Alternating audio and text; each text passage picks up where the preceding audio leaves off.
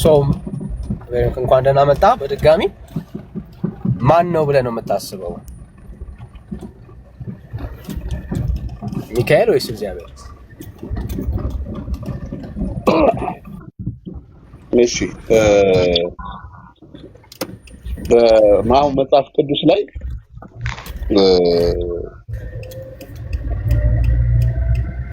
እግዚአብሔር መልአኬን በፊት እሰዳለሁ ሲል ማንኛውም ነገር ያለ እግዚአብሔር ፈቃድ አይደረግም። ያለ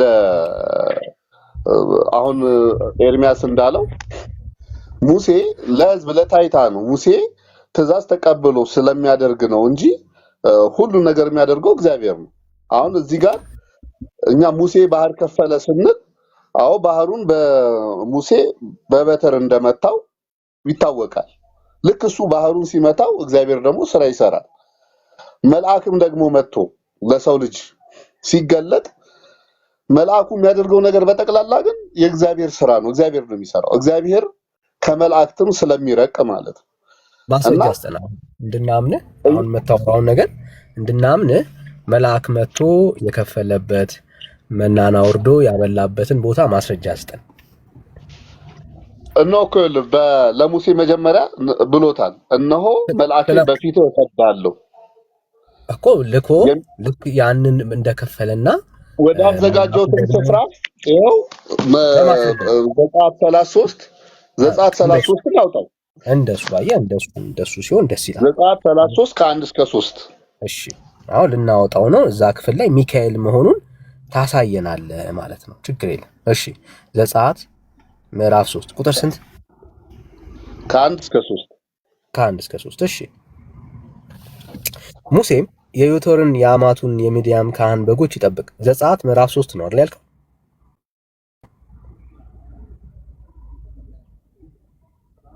አይደል? ሚዩት ስታረገው ያው አትሰማም። አሁን ሚዩት አድርገው ነበር። ሚዩት አረከው ማለት ያው እየሰማንህ አይደለም ማለት ነው።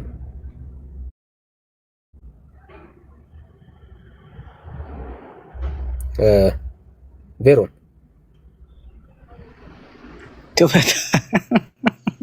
ክፈተው እንጂ።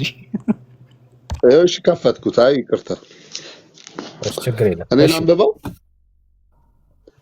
ምን ነው የምታነበው? ችግር የለም።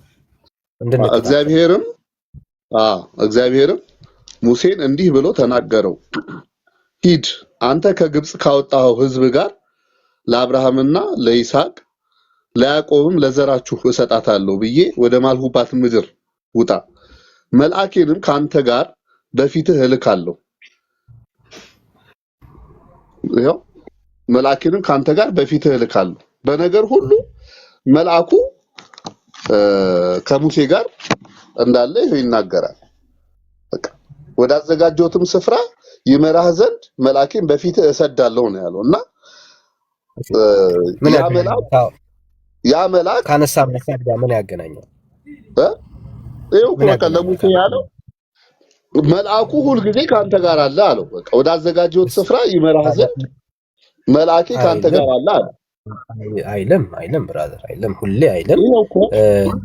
ቆይ አንዴ ስሜታዊ አትሁን ብራዘር፣ ስሜታዊ አትሁን። በእግዚአብሔር ቃል ላይ ማት ጨምር ስታወራ ማለት ነው። ምንም ስሜታዊ አይደለም። እንደዛ እያልክ ፖለቲካ ትስራ። ጥያቄው ምን ነበረ? እስቲ አንዴ አስታውሰን። ጥያቄው እኔ መጀመሪያ ነግሬሃለሁ። ማንኛውም ስራ መልአክም ያድርገው ሙሴም ያድርገው የእግዚአብሔር ፈቃድ ነው። ጥያቄው ምን ነበረ? ጥያቄው ሚካኤል ባህሩን ከፍሎታል ወይ መና አብልቷቸዋል ወይ ነው አይደል? እዚህ ክፍል ላይ የጠቀስከው ክፍል ላይ ሚካኤል እንዳበላቸውና ሚካኤል ባህሩን እንደከፈለ ይናገራል። መጥቀስ አያስፈልገውም።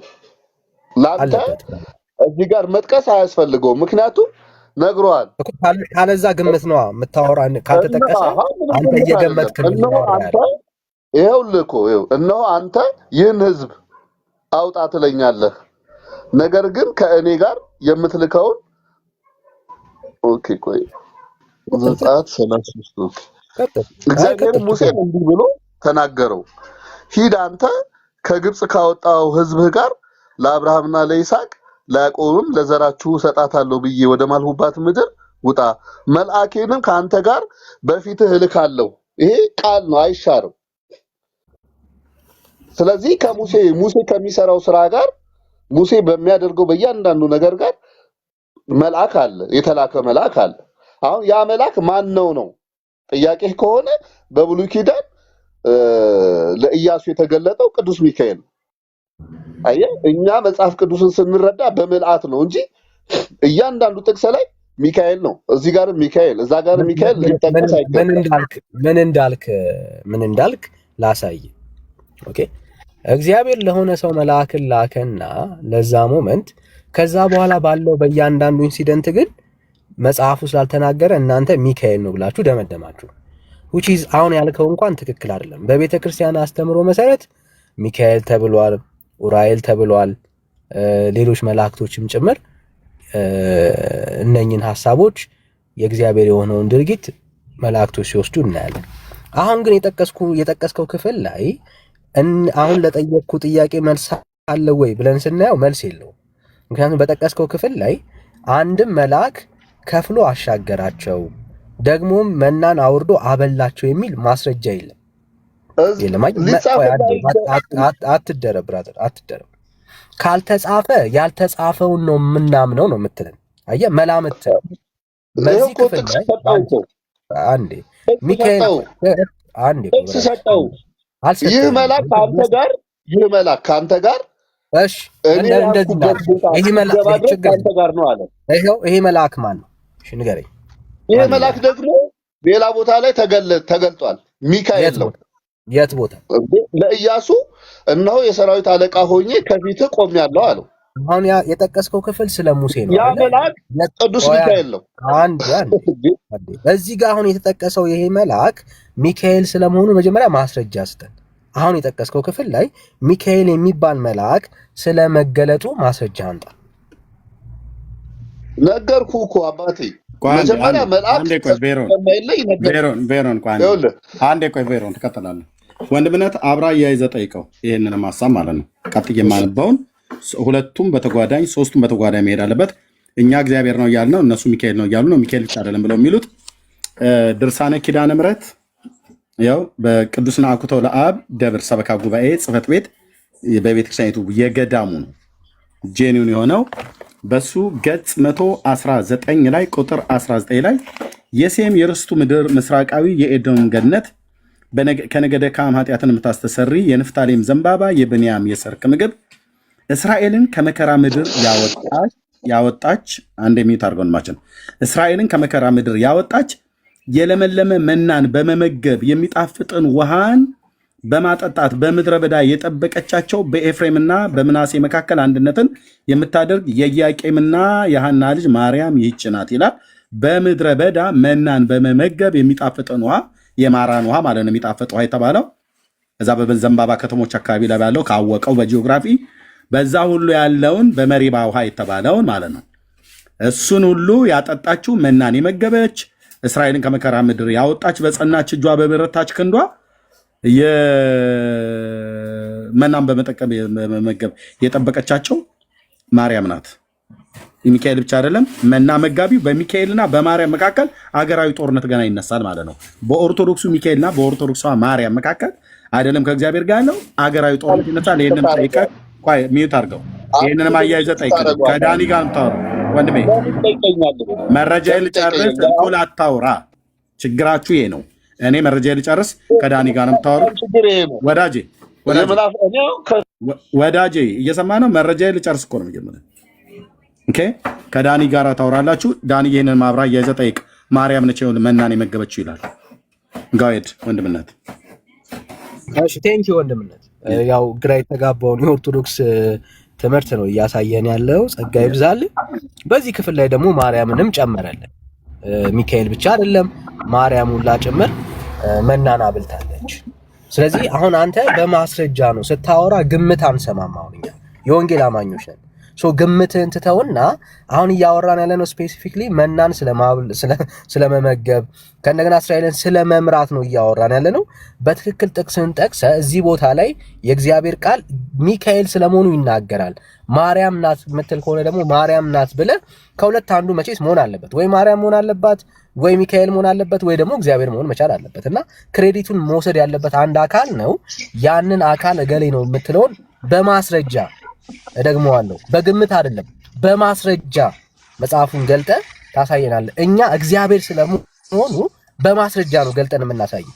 አንተ ደግሞ ኖ ሚካኤል እግዚአብሔር አይደለም ሚካኤል ነው ስትል ሚካኤል ስለመሆኑ በማስረጃ ፕሊዝ፣ በግምት ተው፣ በማስረጃ አሳየን። ጥቅስ ጥቀስና እኔ እኮ ጥቅስ ሰጠው።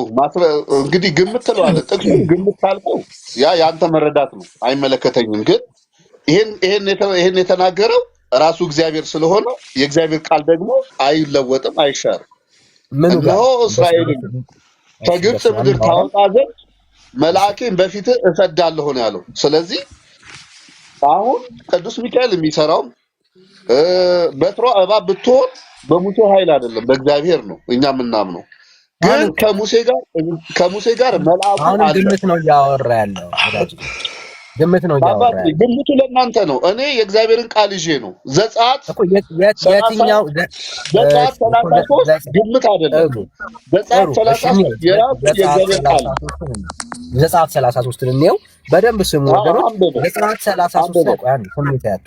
ዘጸአት 33 ላይ ሚካኤል የሚባል መልአክ እንደመራቸው ሊያሳየን ነው።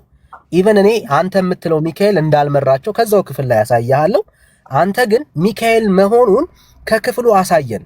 እኔ ሚካኤል ራሱ የተባለው መልአክ እንደሌላ አሳያለሁ ከክፍሉ ላይ እኮ። መጀመሪያ ይሄ መልአክ ለሙሴ እንደተሰጠ ለሙሴ ሕዝብ እንደተሰጠ መጀመሪያ መልአክ እንደተሰጠ እመን። አላምንም። ከዛ በኋላ ማን እንደሆነ ደግሞ ይገለጥልሃል። አሳየኝ። አሁን መልአክ ስለመሆኑ አሳየኝ። ይሄው እኮ አንብቧ። ወንድም ክፈተው። መልአኬንም ከአንተ ጋር በፊትህ እልካለሁ ነው ያለው። ቆይ አንዴ፣ መልአኬንም በፊትህ ከአንተ ጋር እልካለሁ። ችግር የለም እኮ ልናየው ነው። አንዴ ክፈትና እናው ወንድም አውጣላችሁ። አውጣለሁ። ዘጸአት ስንት? 33 ነው ቁጥር ከመጀመሪያው ጀምሮ። እሺ ዘጸአት 33 ከመጀመሪያው ጀምሮ ሙሉ ነው ማነበው? አይ እስከ መልአኬን በፊትህ እልካለሁ እስከሚለው አንብብ። ቁጥሩን ንገረኝ። ቆርጠን አይደለም እና እሺ ወንድምነት ሙሉ ይነበብ ወይስ ክፍሉ ላይ? አዎ ወንድምነት ሙሉ ይነበብ። እሱ የሚለው መልአክ እንደሌለ እንድናየው ሙሉ ነው መነበብ ያለበት። እግዚአብሔርም ሙሴን እንዲህ ብሎ ተናገረው። ዘጸአት 33 ተናገረው፣ ሂድ ለአብርሃምና ለይስሐቅ ለያዕቆብ ለዘርህ እሰጣለሁ ብዬ ወደ ማልኩባት ምድር ወተትና ማር ሚዩት አድርገውት ሂሩትዬ ኦኬ አታስገቡ፣ ሞዴሬተሮች አታስገቡ። በቃ በስተት ነው የሚላከው፣ አታስገቡ። ኦኬ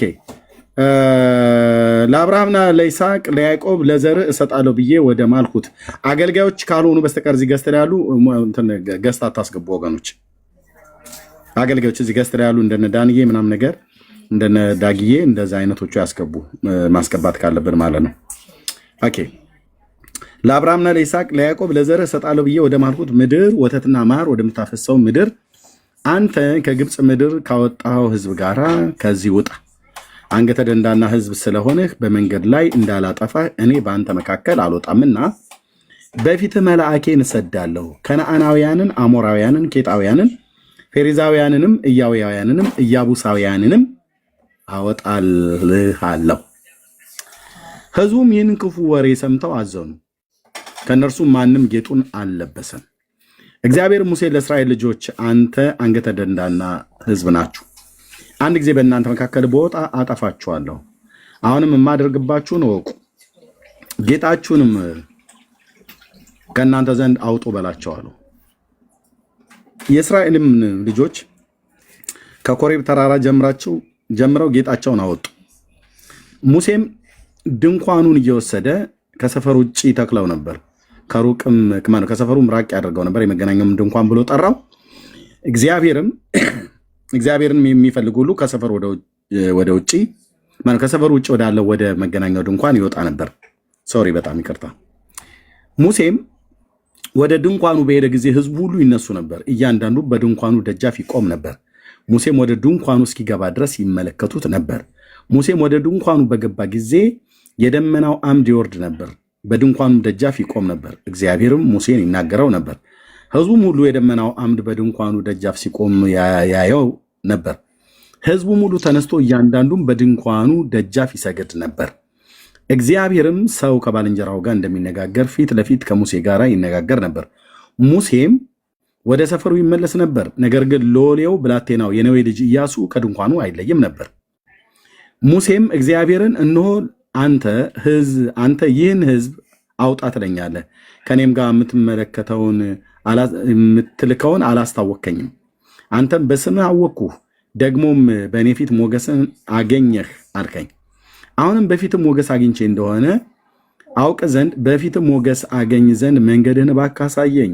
ይህንንም ህዝብህ እንደሆነ ተመልከት አለው። እግዚአብሔርም ከአንተ ጋር እሄዳለሁ አሳርፍህም አለው። እርሱም አንተ ከእኛ ጋር ካልወጣስ ከዚያ አታውጣን። በምድር ፊት ካለው ህዝብ ሁሉ እኔና ህዝብህ የተለየን እንሆን ዘንድ አንተ ከእኛ ጋር ካልወጣ እኔና ህዝብህ ከአንተ ዘንድ ሞገስ ማግኘታችን በምን ይታወቃል አለው። እግዚአብሔርም ሙሴን በፊቴ ሞገስ ስላገኘህ በስምህም ስላወቅኩ ይህንን ያልከውን ነገር ሁሉ አደርጋለሁ አለው። እርሱም እባክህ ክብርህን አሳየኝ አለ።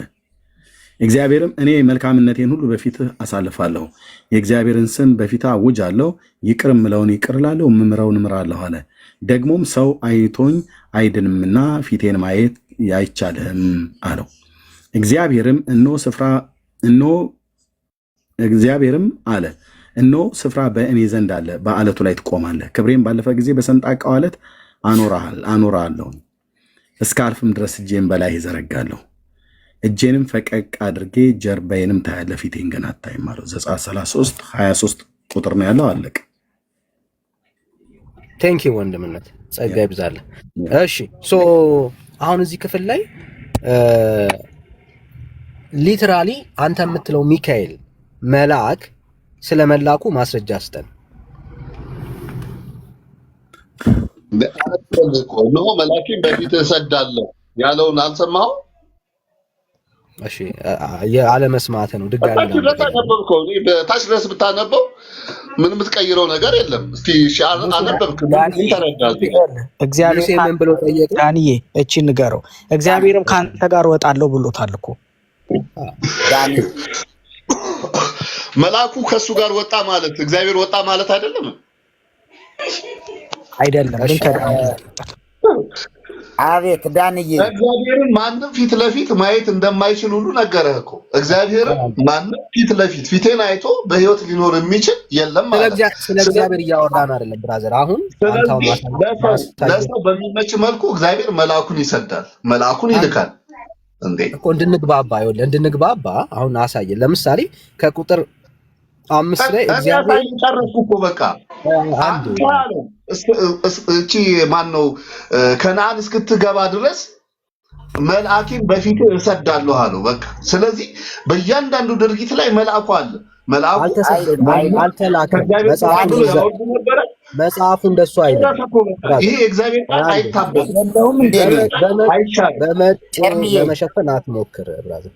እሺ ዳንዬ አለሁ እኔ መሪ አለ። እሺ መሪ ነው የምታወራው? እሺ መሪ እኔ ነኝ። አንድ ጊዜ ብቻ ትንሽ አንድ ቆየኛ ልነግርህ ነው። መልአኩ እንዳልወጣ ልነግርህ ነው። መልአኩ ወይ እሺ ትንሽ ልናገር እዚች ጋር ምናልባት ለሌሎችም ትምህርት ሊሆናቸው ስለምችል ጭምር ማለት ነው። ኤርምዬ ጸጋና ሰላም ይብዛልህ። ዳንዬ አማን፣ ሌሎችም አዳነ ነው እንደዚህ ጸጋ እግዚአብሔር ይብዛላችሁ። ከዚህ መልአክን በፊት እሰዳለሁ የሚለው ይሄ በመነሳት ነው። እንግዲህ ለሚካኤልም ለገብርኤልም ሲፈልጉ በድርሳናቱ በየድርሳናቱ ለሚወዱት መላእክት ይሰጧቸዋል። ለምንድን ነው መልአክን በፊት እሰዳለሁ የሚላቸው? እዚህ ራሱ ልጁ ባመጣው ነገር ላይ ተጽፏል። ፍንትው ብሎ ተጽፏል። አስቀድሞ በምዕራፍ 23 ከ20 እስከ 23 ላይ በመንገድ ይጠብቅህ ዘንድ ወዳዘጋጀሁትም ስፍራ ያገባህ ዘንድ እነሆ እኔ መልአክን በፊት እሰዳለሁ፣ በፊቱ ተጠንቀቁ፣ ቃሉንም አድምጡ፣ ስሜ በእርሱ ስለሆነ ኃጢአት ብትሰሩ ይቅር አይልምና። ይህ ባህሪውን ሌላ እንትን አደርጋለሁ፣ አታስመርሩት። አንተ ግን ቃሉን ብትሰማ ያልሆንም ሁሉ ብታደርግ ጠላቶችህን እጣላቸዋለሁ፣ የሚያስጨንቁህንም አስጨንቃቸዋለሁ። መልአኬ በፊት ይሄዳልና ወደ አሞራውያን እንዲህ ብሎ እኔም አጠፋቸዋለሁ አላቸው። ይሄው የቁጣ በትር ነው። መላኩ ለምንድን ነው መልአክ የሚልከው? እግዚአብሔር ሕዝቡን ስለተቆጣ። የቁጣው ምልክት አንዱ ምንድነው? መልአክን መላክ። እግዚአብሔር ሕዝቡን ስለተቆጣ እዚሁ ላይ ወደ 33 ሊል ከዛ በኋላ ሕጉን ስለሆነ የሚያነበው የሚሰራው ከምዕራፍ 23 ጀምሮ ዘጸአት 33 ከ1 እስከ 3 ላይ እስከ 4 ላይ ባለው ውስጥ ኤርሚ እንዳነበበው እንዲህ ይላል። እግዚአብሔር ሙሴን እንዲህ ብሎ ተናገረው፣ ሂድ ለአብርሃምና ለይስሐቅ ለያዕቆብም ለዘርህ እሰጣታለሁ ብዬ ወደ ማልሁባት ምድር ወተትና ማርም ወደምታፈሰው ምድር አንተ ከግብፅ ምድር ካወጣኸው ሕዝብ ጋር ከዚህ ውጣ። አንገተ ደንዳና ሕዝብ ስለሆን በመንገድ ላይ እንዳላጠፋ እኔ በአንተ መካከል አልወጣም። በፊት መልአክን ሰዳለሁ። ምን ስለሆንክ ነው አልወጣም ያለው? አንገተ ደንዳና ሕዝብ ስለሆንክ እኔ አልወጣም፣ መልአክ ግን እልካለሁ አለ። መልአኩ የመላኩ አንዱ ምንድነው? ሕዝቡን ጠልቶታል እግዚአብሔር። አንገተ ደንዳና ሕዝብ ነው እና በፊትህ አልወጣም። ለምን? ከወጣው አጠፋሃለሁ። ይህ አይደለ መልአኩ? በመንገድ ላይ እንዳላጠፋ ምን አልል ማለት አልወጣም፣ በፊት መልአክ ሰዳለሁ። ይሄን ሕዝቡን አስቆጣው፣ ሕዝቡን አሳዘነ። ቁጥር 4 ላይ ሕዝቡም ይህን ክፉ ወሬ ሰምተው አዘኑ፣ ከእነርሱም ማንም ጌጡን አልለበሰም። ምን የሚለው አልወጣም ያለበት እግዚአብሔር ምን አለ? አልወጣም።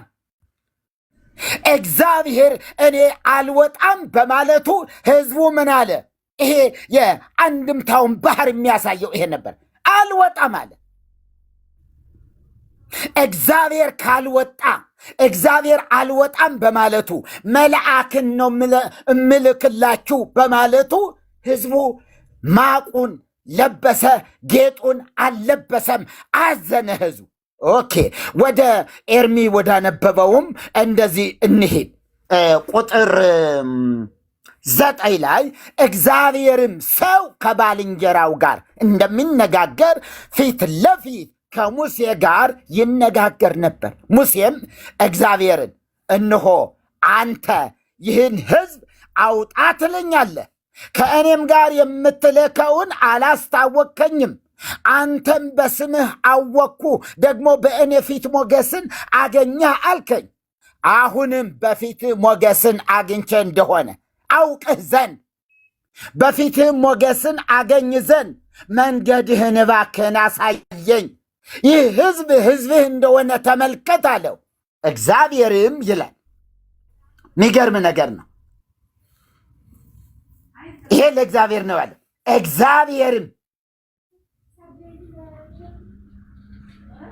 እግዚአብሔርም እኔ ከአንተ ጋር እሄዳለሁ አሳርፍም አለው።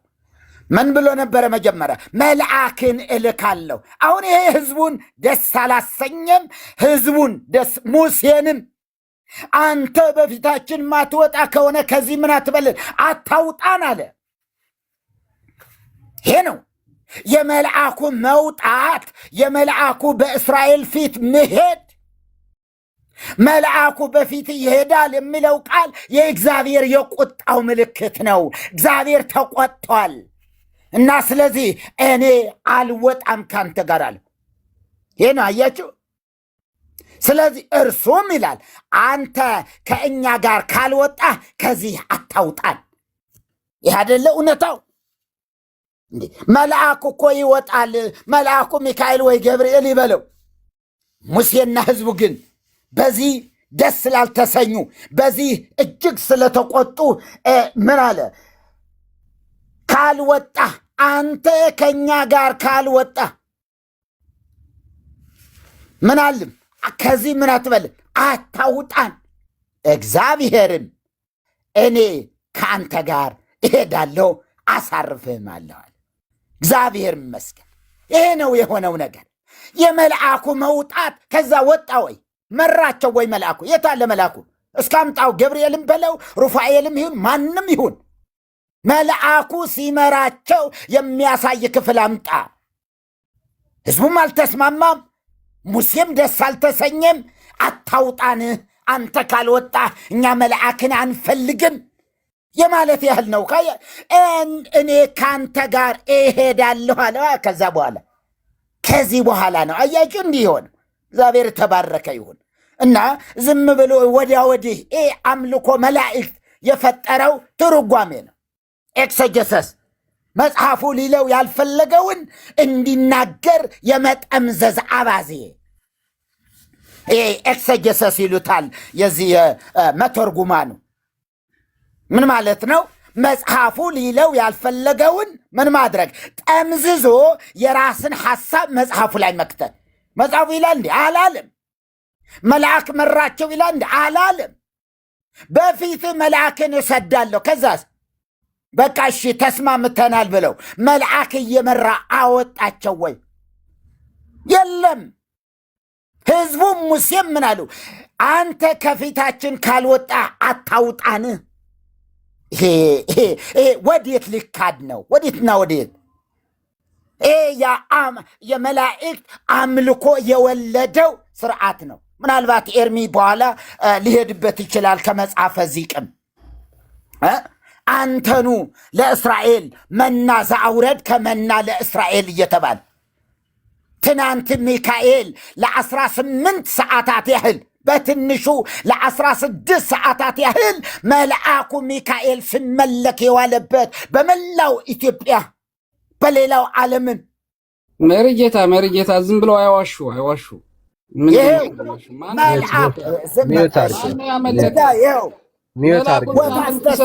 ኃጢአተነ ለምን ይዋሻሉ? መልአክ አይመለክም።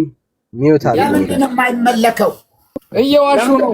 ያሳዩኝ በማስረጃ መላእክትና ያመልካሉ ኦርቶዶክስ። መሪ ሐሳብን ጨርሰና ማስረጃ እሺ በኋላ እንትን እንልበታለን። ወደ መጽሐፈ ዚቅ የምንመጣ ከሆነ እንዲው ሞት አስተስሪ ኃጢአታችንን ይቅር ትለን ዘንድ እየተባለ የሚነገረው ነገር በኋላ ማሳየት እችላለሁ። ጌታ ይባርካችሁ። እሺ ጨርሻለሁ። እውነታው ግን ይሄ ነው። መልአኩን በፊት እሰዳለሁ ያለበት ምክንያት የቁጣው መገለጫ መሆኑን እና እነሱና ሙሴም ደግሞ አንተ በፊታችን ካልወጣ ከዚህ አታውጣን ማለታቸውን ለማለት ፈልጌ ነው። እግዚአብሔር ይባርክልኝ። እግዚአብሔር ይባርካችሁ። በጣም እወዳቸዋለሁ። በጣም ነው የማከብራቸው። ተባረኩ። ስላቋረጥኳቸው እንግዲህ ይቅርታ። እንዲሁ ትንሽ እንትን ስላልኩ እርሶን ሊጠይቆት አሁን ከተናገሩት ምንም ነገር አትጠይቀኝም። አሁን ከዳኔ ጋር ተናግሮ አትጠይቀኝ። ጠይቆታለሁ እንጂ ቤቱን የምትበራው አንተ አይደለም። እዚህ ሰው አለ፣ ወንድምነት ነው ቤቱን የከፈተው። በስርዓት ነው የምታወራው ማለት ነው። እና ከተናገሩት እኮ ነው የምጠይቃቸው። ጥያቄ አንስተናል። የተናገረው ነገር ምንም ስህተት የለውም። ጥያቄ ካለብህ ግን እኛን ጠይቀናለህ ማለት ነው። ስህተት ስላለ እኮ ነው አሁን የጠየቅኩኝ። ለምንድን ነው እንድጠይቅ ማጥፋት? መሪጌታ ተናግረዋል አይደል? እሳቸው ተናገሩት ላይ ልጠይቃቸው። ምንም መሪጌታ አልተሳሳተም። ቤተክርስቲያን ዋሽታለች። ካልተሳሳቱ ይመልሱልኝ። እርሳቸው አንተ መበርታት ነው እሳቸው ይናገሩ። አጥናው። ሁሉ ቀን በቃ እንደ ህፃን ልጅ መሆን የለብህም ፕሊዝ። ጥያቄ ካለ ትጠይቃለህ። አሁን ቤቱ ላይ ጥያቄ አለን። አንተ የገባው መርጌታ እየተናገሩት ባሉት ላይ ሀሳብ ልሰጥ አይደለም። ኦኬ መርጌታ በአርእስቱ ላይ ነው እየተናገረ ያለው። አንተም ደግሞ በአርእስቱ ላይ ተናገር እና በአርእስቱም ላይ አንተ ጥያቄ አድምጠኝ። በኋላ በአርእስቱም ላይ ጥያቄ ካለህ፣ በመርጌታም ንግግር ላይ ጥያቄ ካለ፣ በዳንኤልም በእኔም በማናቸውም ላይ ጥያቄ ካለ ጠቅላላ አድርገህ በኋላ ላይ ጠይቃለህ። አሁን ግን የገባኸው አርእስቱን አይተህ ነው። በዛ ጉዳይ ላይ ተጠይቅና ከዛ አንተ ደግሞ እኛን ትጠይቃለህ። መርጌታ የምትናገረው ላይ ሌሎቻችን የምትናገር ነው ላይ ማለት ነው። ወንድምነት ቀጥሉ። ቴንክ ዩ። ሁሉ ቀን እየገቡ ጭቅጭቅ አይደብርም? በጣም ኦኬ። ቀጥሉ ወንድምነት። እሺ እስራኤላውያንን መና ያበላቸው ሚካኤል ነው ወይስ እግዚአብሔር? አጠያየቅህ ራሱ እንትን የሚል ጥያቄ ነው። ገብቶሃል? እግዚአብሔር ነው ወይስ እንትን ነው መልአኩ ነው? እንደዚህ አይጠየቅም። ገብቶሃል? አሁን ለምሳሌ አሁን አንተ የምትለው መስቀል ላይ የማይሆን ጥያቄ ነው የምትጠይቀው። ጠየቅን። መልስ ካለ ንገረን። ስለዚህ ይኸውልህ ቅዱሳን መላእክት የእግዚአብሔር አገልጋዮች ናቸው፣ የእግዚአብሔር ታዛዦች ናቸው። እግዚአብሔር ሲያዛቸው ያደርጋሉ። ስራውን በሙሉ እሱ እንደሚላቸው ነው የሚያደርጉትኝ እና እግዚአብሔር ነው መልአክ ነው አይባልም። መልአኩ ካደረገ ቆይ ልመልስልህ። ጠይቀኸኛል አይደል? መልአኩ የሆነ ነገር ካደረገ እግዚአብሔር ስላዘዘው ነው እንጂ ከራሱ አያደርግም። ወደ ገደለው ግባ። የታዘዘ መልአክ ካለ አሳየን። አሁን ሚካኤል መናን እንዲያበላቸው ህዝቡን የታዘዘበት ቦታ ካለ አንተ መንገድ እንዲመራቸው አሁን እያነበብነው የነበረው ዘጸአት 33 1 እስከ 3 ያለው በመንገድ እንዲመራቸው መናን ያበላቸው ቆይ እናንበውና ከዛ በኋላ እንትን እንላለን እኮ። አሁን ወደ ገደለው ጥያቄያችን አሁን መንገድ ስለመምራት ምናምን አይደለም። መንገድ ስለመምራትም አሁን መሪ በጣም ግልጽ አድርጎ ተናግሮታል። እዛ ላይ በቆየት ከፈለክ እንቆያለን፣ ግን ጥያቄውን በደንብ አስተውል። መናን ያበላቸው አንዴ ስሜት ያቱ ብራዘር፣ መናን ያበላቸው ሚካኤል ነው ወይስ እግዚአብሔር ነው ጥያቄው? አዎ ሚካኤል ነው ቤተክርስቲያናችን አልዋሸችም የምትል ከሆነ መጽሐፉን ገልጠ ሚካኤል ያበላበትን ቦታ አሳየን። ጥያቄያችን እሱ ስለሆነ ማለት ነው። እግዚአብሔር ከሆነ መጽሐፍ ቅዱስ ውስጥ እግዚአብሔር ስለሚል ምንም ጥያቄ የለውም። ተጨባብጠን እንለያያለን ማለት ነው። አሁን አንተ ማሳየት መታገል ያለብህ እግዚአብሔር መናን ስለማብላቱ እግዚአብሔር ስለመምራቱ አይደለም። ሚካኤል የሚባል መልአክ ህዝቡን መናን ስለማብላቱ ማስረጃ አስጠን። የእግዚአብሔርን ቃል ከፍተን ይኸውልህ ዳኒ በደንብ አድርገህ ስማኝ። አሁን መልአኩ ያደረገውን መልአኩ ብቻውን ነው ያደረገው ብለን እኛ አናምንም። ገብቶሃል? ዝም ብለህ የማይሆን ጥያቄ ነው እየጠየቅህ ያለው። አላደረገም እያልኩ ቆይ መልአኩ ያበላበት ቦታ የለም። ቆይ እስኪ አዳምጠኝ መጀመሪያ። ለምን እንዳበላ እንድናስብ ታደርገናለህ? በፍጹም እንዳበላ እንድናስብ። ከጅምሩ ጥያቄ ስተት አለው። እግዚአብሔር ነው ወይስ መልአኩ ነው ብለህ አትጠይቅ እኮ ነው ጥያቄው። ስተት ያለው ጥያቄ ነው። ጥያቄው ተገቢ ጥያቄ አይደለም። ምክንያቱም መላእክታን የእግዚአብሔር አገልጋዮች እስከሆኑ ድረስ እግዚአብሔርና መላእክታንን አታወዳድራቸው፣ እኩል አታድርጋቸው። ቤተክርስቲያንን እኩል አገልጋይ ናቸው። ስለዚህ ቤተክርስቲያን መላእክታን እንደ እግዚአብሔር ናቸው ቤተክርስቲያን የዋሸችው በእግዚአብሔር ላይ ቤተክርስቲያን ናት። ሚካኤል መናን አበላችሁ ያለችው ቤተክርስቲያን ናት። ጥያቄው በጣም ትክክል ነው። የጠየቁ ቤተክርስቲያን የዋሸችው ውሸት በእግዚአብሔር ቃል ውስጥ ታገኘዋለህ ወይ ነው? ውሸት በእግዚአብሔር ቃል ውስጥ አይገኝም። ኖ ቤተክርስቲያን ትክክል ናት ምንም አልዋሸችም የምትል ከሆነ ማስረጃ ነው መግለጥ ያለብን። አሁን ቤተክርስቲያን የዋሸችው ውሸት ማስረጃ አለው ወይ ነው ጥያቄው። ምክንያቱም ቤተክርስቲያን ናት ያለችው ማነው አበላ ያለችው? ሚካኤል አበላ ያለችው ቤተክርስቲያን ናት። ለዚህ ለቤተክርስቲያን የሐሰት ትርክት ማስረጃ ካለ ስጠን፣ ከሌለ ግን የለህም ነው በቃ። ይኸውልህ ከጅምሩ ተሳስተሃል ምልህ መላእክታንና ሚካኤል እሱ እግዚአብሔርን አንድ አድርገህ ማየትህ ነው። እሱ እንደዛ አይደለም እኛ የምናየው ነው። መናን አበላ ወይም ደግሞ መናን እንትን አደረገ ከተባለ ደግሞ እንዲጠብቃቸው ስለታዘዘ ነው። እግዚአብሔር ማስረጃ አንተ ከፈተው ዘጸአት 33 1 ጀምረህ አንብበው ምን ይላል? ቆይ አንዴ ልናየው ነው። ወንድምነት ቤተክርስቲያኗ መናን ያበላቸው ቆይ አንዴ ስሜት ያለው መናን ያበላቸው ሚካኤል ስለመሆኑ የተናገረችን ቦታ አንድ ያሳየን ግልጽ መጀመሪያ ጥቅሱና ነው ያመጣሁት። አንድ የጠቀስከው ጥቅስ ለምን ለጠየቅንህ ጥያቄ ማስረጃ ስለመሆኑ መነጋገር ስላለብን ማለት ነው። ይኸው ቤተክርስቲያን እሺ ዞሮ ወንድምነት ቤተክርስቲያን የተናገረችው መናን ያበላው ሚካኤል ነው ያለችው። ዳንኤ ማርያምን ብለዋል እና ይምረጣል ወይ ማርያምን ወይ እግዚአብሔርን ወይ ሚካኤልን፣ መቼም በማርያም አይጨክንም። አንዱን ይምረጥልን እና መንገድ ስትለው እሱ ስለ መብላት ነው የሚያወራ እና ይሄ የተለመደው ወክ እንብላ ከሚለው ጋር የተመሳሰለበት መሰለኝ ያገባ እና እንደሱ ለማለት አይደለም። ግልጽ አድርግለት ዳኒ። ዝም ብለህ አንተ ዳጊ ቆይ አንተ ጋር በኋላ እናወራለን። እሺ ወንድምነት እሺ አጥናው ከድርሳኑ ላይ ያሳያለው ከመልኩ ላይ ላሳየው። መጀመሪያ መልኩ ይሄ ሌሊቱን ሁሉ ሲጸነጸን የሚያድረው ይሄ ነው ዋነኛው። ድርሳኑ ጠዋት ነው ለህዝብ የሚነበበው። መልኩ ግን ካህናት በዜማ ሲያዜሙት የሚያድሩት ማለት ነው። ለህንብርትከ ሚካኤል ሆይ መብረቅ የተዋሃደው ረቂቅ የሆነው ለማይዳሰስ እምብርት ሰላም እላለሁ። ለጋሱ መልአክ ሆይ በነጋ በጠባ ትኩስ መናን በማዝነም የእስራኤልን ልጆች በበረሃ እንደመገብካቸው እኔም ባሪያህንም እውነተኛ ህብስትን ህይወትን መገበኝ። መልኩ ላይ ማለት ነው። ቀጥሎ እለፈው።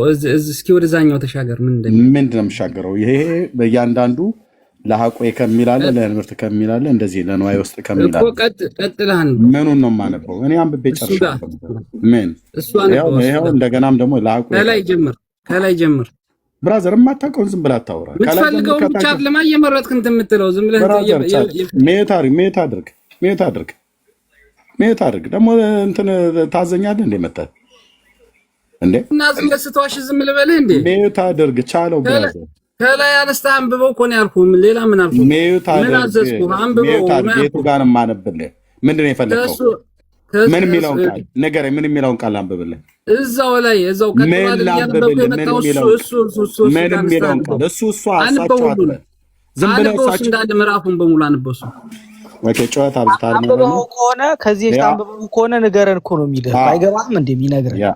አንብበው ከሆነ አንተ ቆይ ዝም ብለህ ስማ። የትኛውን ላንብብልህ እያለ እሱ ጋር እያወራን ነው። ምን አንተ ያስጮሃል እኮ የቱን ያንብብልህ ንገረኝና እዛው ከፈተው ላይ እዛው ላይ ምን እኮ እዛው ላይ ምዕራፉን ገልጦታል አይደል?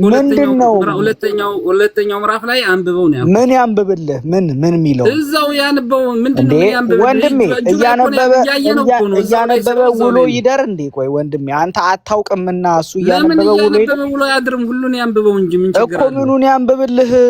የምታውቀው ከሆነ ተናገር። አሁን ካነበበው ሁለተኛው ቀጥሎ ያለውን አንብበው ነው ያልኩት። ምንድነው ሁለተኛው? አሁን አንተ ዝም ብለህ አንተ ጋር ላንብብለት። እሺ ላንብብለት። አሁን ነስርህ መጥቶ ይሆናል እንግዲህ ልብ በሉ። ነስሩ ምናምን ስድቡ ምናምን ተው። ምንም አይደለም። ኦኬ ላንብብለት። ተቀጥላለህ። ላንብብለት። አድምጥ። ስድብ ካውሬው እኩል አታውራ እባክህ። እኩል አታውራ። እዚህ ቤት ነፍሳችሁ ትጸይፉታላችሁ። ምክንያቱም ያለ መረጃ ስለማናወራ ማለት ነው። ይኸው መልክአ ሚካኤል ነው። ልብ በሉ። መልክአ ሚካኤል ቁጥር አለው ደግሞ ክፍልፋይ አለው። ኦኬ ለንዋይ ውስጥ አሁን እዚህ ጋር ለአማውቲከ ብሎ የሚላለ ለአማዊትከ የሚላለ ለንዋይ ውስጥ ለህንብርትከ የሚላለ ለህንብርቱ ላይ ማለት ነው። አሁን ለህንብርቱ ነው የሚካኤል ህንብርት ላይ ነው የተጻፈው። ስለ ህንብርቱ የሚናገርበት ማለት ነው። መርጌታ እንደዛ ነው አይደል? ለህንብርትከ ወይስ ተሳስቻለሁ? ስለረሳሁት። ኧረ ልክ ነህ። ለጨጓራ ሁሉ አለ። ለኩላሊትከ ሁሉ አለ። ለኩላሊቱ ነው። አሁን በሚካኤል ህንብርቱ ላይ ነው የተጻፈው። በህንብርቱ ስለ ህንብርቱ የሚናገረው ጉዳይ ነው። ይኸው ለህንብርትከ ሚካኤል ሆይ መብረቅ የተዋሃደው ረቂቅ የሆነ ለማይዳሰስ ህንብርትህ እምብርት ማለት ነው ሰላም እለዋለሁ። እምብርትህን ሰላም እለዋለሁ። ለጋሱ ሚካኤል ሆይ በነጋ በጠባ ትኩስ መናን በማዝነብ የእስራኤልን ልጆች በበረሃ እንደመገብካቸው እኔንም ባሪያህን እውነተኛውን ህብስት ህይወት መገበኝ ይላል። ባሪያ ተነጠባለቀና ቁጥር 41 ለሐቆከ ቀጠለ ማለት ነው። ለሐቆከን አሁን አንብብልኝ ብሏል። አንብበው። ሚካኤል ሆይ መብረቅ ለተሞላው የነጸብራቅ ዝናር ለታጠቀ ወገብህ ምክንያት ላሳጣው ብዬ ነው። አጥናውን ሰላም እላለሁ።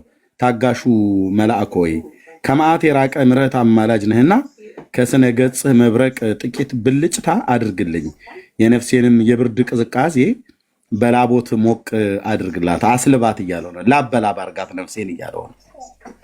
ቻለው። ያው ወንድምነት አንብቤያለሁ።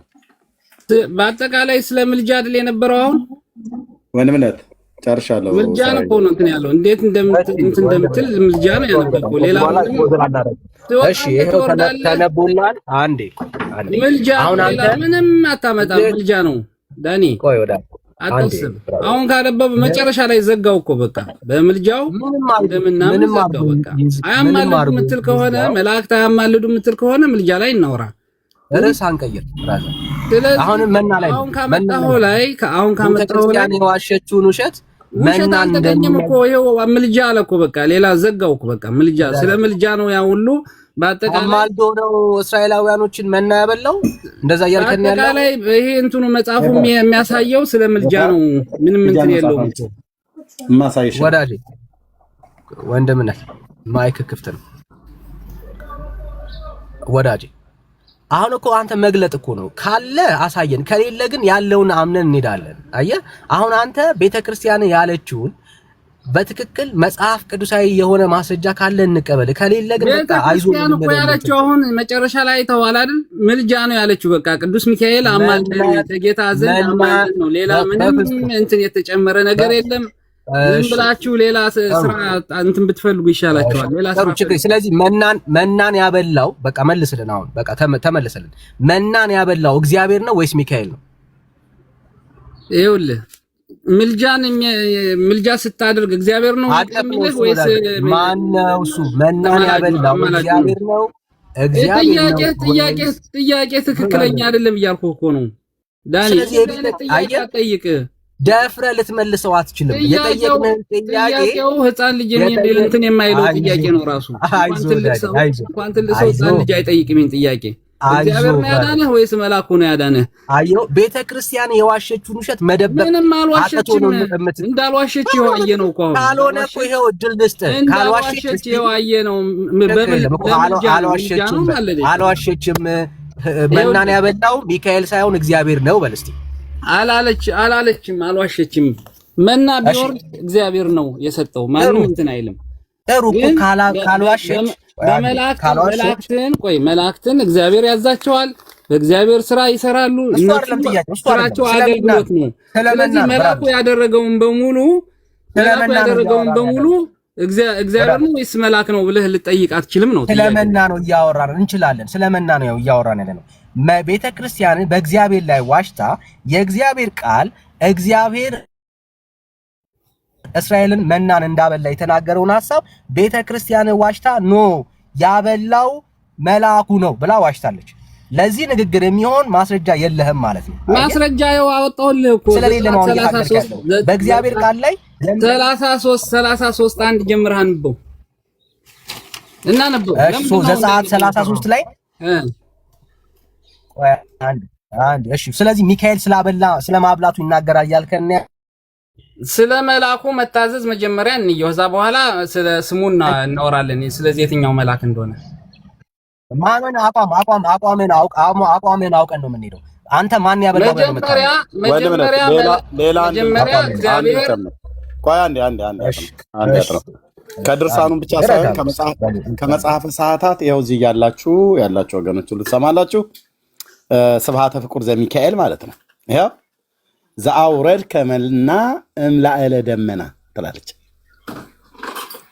አኔን ተርጉመህ ነገራን አብራዘርዬ ሚካኤል ሊቀ ደብረ ሲና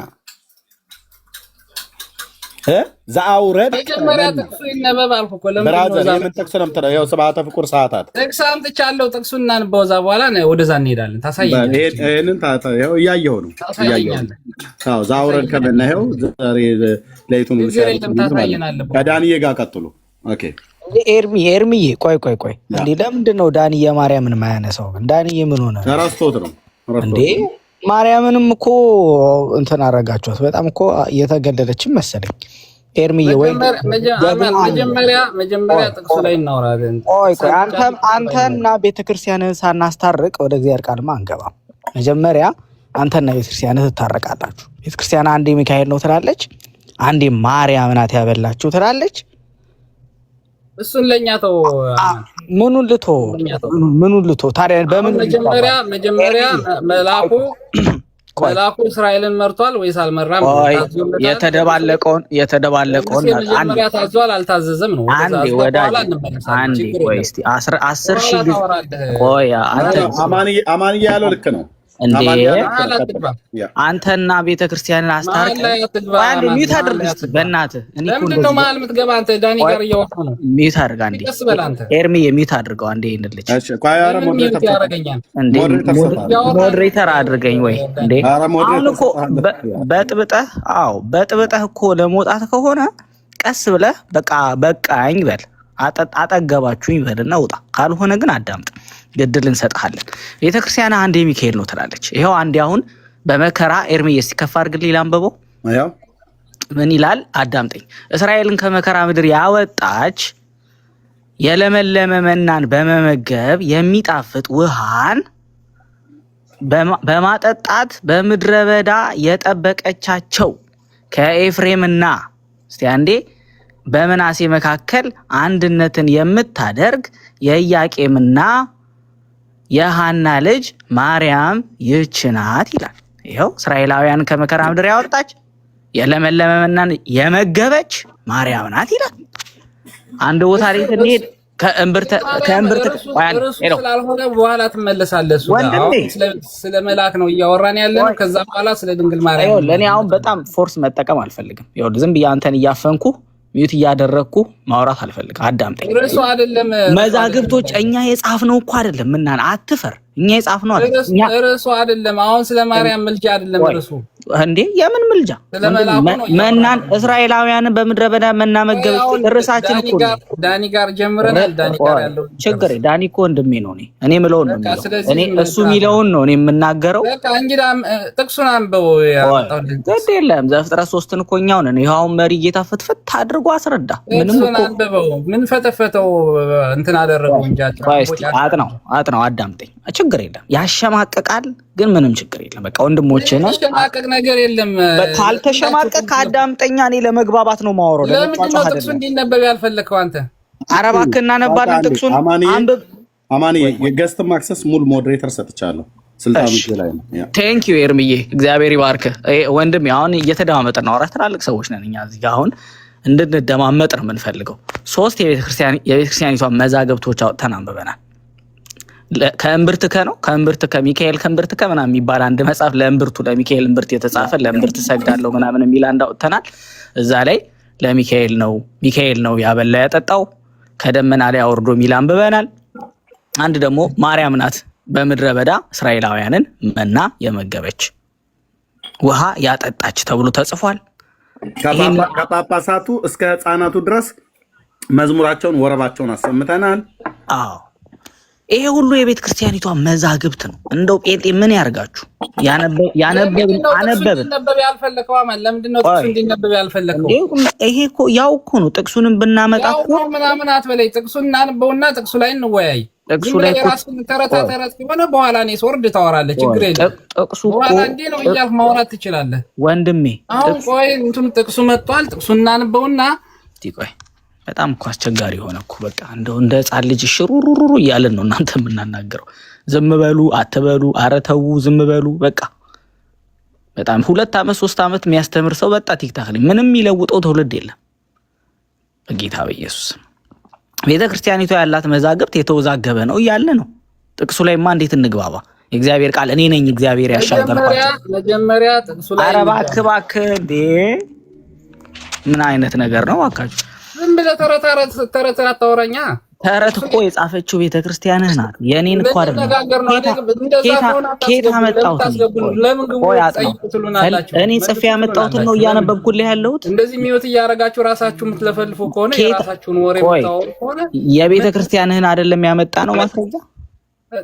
ተረት ክንተውና አሁን እዚህ ጥቅሱ ላይ መጽሐፉ ነው ተረት መጽሐፍ ያነበብነው። እንዴት ነው እንትን ያለው እግዚአብሔር እንዴት ምን አዘዘ መልአኩን ምን አለው የሚለው እናንብ ቆይ ያነበብነው ነው ተረት ነው የምትለኝ? አሁን ያልኩህ ነገር አንተ የምታወራ ተረት እያወራህ ያለው አንተ ነህ።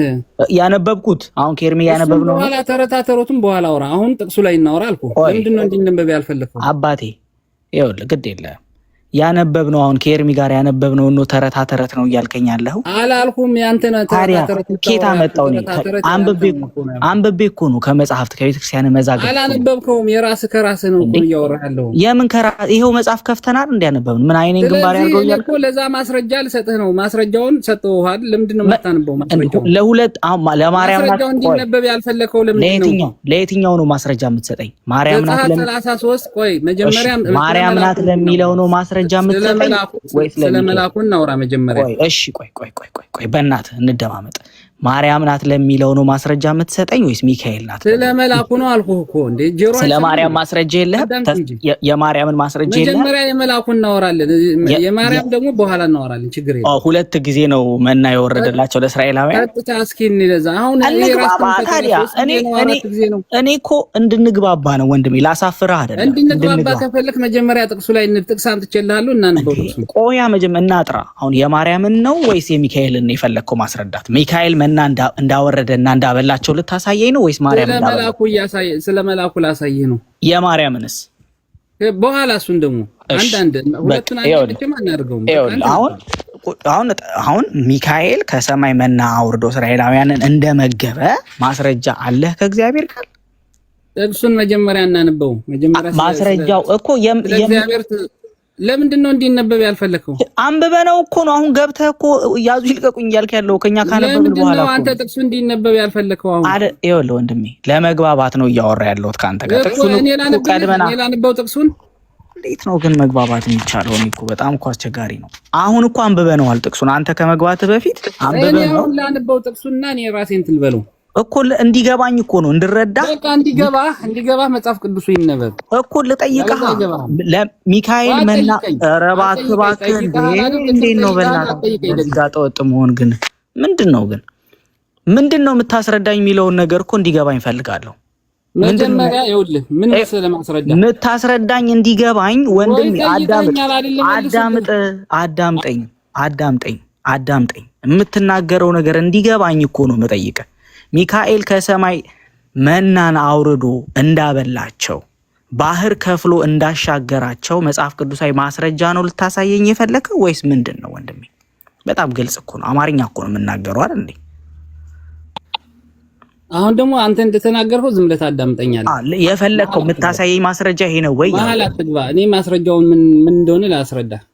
እኔ ላንብልህ ማስረጃውን። መጀመሪያ ምንድነው የምታነብልኝ? የጤነኛ አይደለም እንዴ? የምታነብልኝ ነገር እኮ ማወቅ አለብኝ። መሳደብ ጀመርክ። የምታነብልኝ ነገር እንዳውቀው ምንድነው መና እንዳወረደ ወይስ ከሰማይ መላኩ እንደታዘዘ መጀመሪያ ላሳየህ።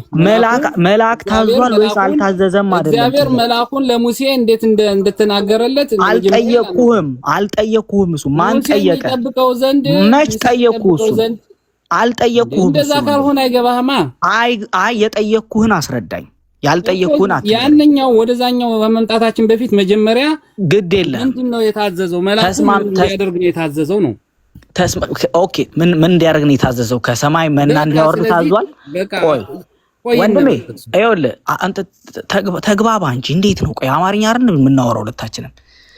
ምን ሊያደርግ እንደታዘዘ እንዲገባኝ ፈልጋለሁ። መና አውርድና እስራኤላውያን አረባ ካንተ ሰውዬ ላውራ እንጂ አፋፌን አልከኝ እኮ ወንድሜ። እንዴት ነው ነገሩ? ላውራና አስረዳኝ እኮ ተማሪህ ነኝ እኔ። አሁን ያንተ ተማሪ ነኝ። ይኸውልህ የምታስረዳኝ መና እንዲያወርድ ከሰማይ መና እንዲያወርድ ሚካኤል ታዟል ወይም ደግሞ ባህሩን ሊከፍል እንደታዘዘ እና ሄዶ እንደከፈለ ማሳየት የምትችል ከሆነ እናነባለን። ገብቶሃል አይደል? የምጠይቅህ ነገር ይኸውልህ አሁን ዝም ብለህ አዳምጥ። አሁን ደግሞ አንተ ተናግረሃል። አይ ጥያቄ ካልገባህ ዝም ብለህ አዳምጣት በለኝ። ጥያቄ ገብቶሃል ወንድሜ? መላኩን እግዚአብሔር ለሙሴ እንዴት እንዳዘዘለት መጀመሪያ እናንብበው አልኩህ። መች ፈለግኩኝ እሱን? እኔ እኮ አልፈለግኩም እሱን። አንተ ብቻህን ቤት ቁጭ ብለህ ለልጆችህ ለማስረዳት መጽሐፍ ቅዱስ የፈለኩትን ጥቅስ ማምጣት እችላለሁ። ያልጠየቅኩህን እንድታነብልኝ እንድታስተምረኝ አለ የምፈልግ የጠየቅኩህ ሳይሆን እኔ ያስረዳልኛል የሚለው ይቅርታ በል ወንድሜ፣ ዋና ነው አንተ የፈለከውን ጥቅስ አላመጣልም። የጠየቅኩት ጥያቄ ነው ዋናው እኔ የጠየቅኩት ነው። አንተ የምትፈልገውን መልስ መመለስ አይደለም ዋናው። ይኸውልህ አዳምጠኝ። መጀመሪያ ዝም ብለህ እንትን ሳይሆን ጥቅስ አምጥቻለሁ፣ ጥቅሱ ይነበብ። ካልተመቸህ አልተመቸም፣ ይሄ ትክክል አይደለም ብለህ ትለኛለህ። ለምንድን ነው እንዲነበብ ያልፈለከው? ይኸውልህ ስለመላኩ አይደለም ትክክል አይደለም በለኝ። ይኸውልህ አጥናው ስለመላኩ መላእክት ይታዘዛሉ፣ ጥያቄ የለው። መላእክት ሂዱ ሲላቸው ይሄዳሉ፣ አድርጉ ያላቸውን ሁሉ ያደርጋሉ። ነገር ግን ቤተ ክርስቲያኒቱ እስራኤላውያንን መና የመገባቸው ከሰማይ አውርዶ መናን የመገባቸው ያውም በዚቁ 40 ዓመት ሙሉ መናን የመገባቸው ሚካኤል ነው ብላለች። አለ ወይ? መጽሐፍ ቅዱሳዊ ነው ወይ ይሄ? አሁን ማሳየት ካለብን ለዚህ እኮ ነው መርጌታ መጽሐፍ ቅዱሳዊ ያበላቸው። ስለዚህ መናን ያበላበትን ነው የምታነበው አይደል? እግዚአብሔር መልአኩን ለማን እንዳዘዘው መጀመሪያ መርጌታ እንደውም እንትን እሴብህ ጸጋ ከዘመድኃኔዓለም ላይ 40 መዓልተ ወ40 ሌሊት የሚል ቃል አለ አይደል? ለዛ አውረደ ሎሙ ህብስተ ህይንተ ሰናይ ፈደዩ ወእኪተ የሚል ቃል አለ። ራሱ መድኃኔዓለም ነው ያበላው ያወረደው ብለዋል። እዚህ ደግሞ ሚካኤል ነው ይላሉ፣ እዚህ ደግሞ ማርያም ነው ይላሉ። ሶስት ማለት ነው። ኤርሚ ይሄኛው ደግሞ ተልኳል ይለናል። ደግሞ አብልቶ ተልኳል ይለናል። ይታችሁ ወንድሞቼ እናቶቼ፣ ይሄ ደግሞ ዝቁጭ ብሎ ተልኳል። አዎ መርጌታ አስታወስከው? መርጌታ ኃጢአት ይቅር ነው አስታወስከው አይደል? መሪ ሴብ ጸጋ ከ ትክክል ነህ ኤርሚዬ። አዎ እውነት ነው።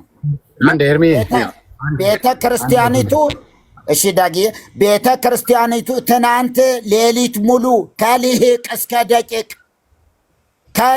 እስከ ደቂቅ አንተኑ ሚካኤል ለእስራኤል ዘአውረድ ከመና መናን ለእስራኤላውያን ስትመግባቸው የኖርክ አንተ ነህ ብላ ይህንን ቀርጻለች። ይህን ታምናለች።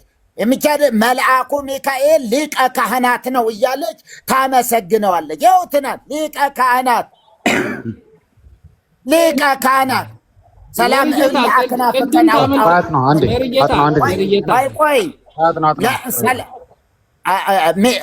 ኤርሚዬ ሰላም እብል ለአክናፊከን አውጣው። እስከዛ ለአክናፊከ ይሄ ትናንትና የተቆመ ነው። ምስጋና ነው ወይስ ሆነ ያረጉትኝ? አንዴ አጥናው አንድ ጊዜ ማይከን አትፈትሽ። ለምንድን ነው መርጌታ እየተፈተኑ ነው አይደል? በክብር አንድ ጊዜ አትክፈት። መርጌታ ይቀጥሉ። እሺ አንድ ነገር ምንድነው መሰላችሁ? ባጭሩ ገላግሌው ምንድነው መሰላችሁ?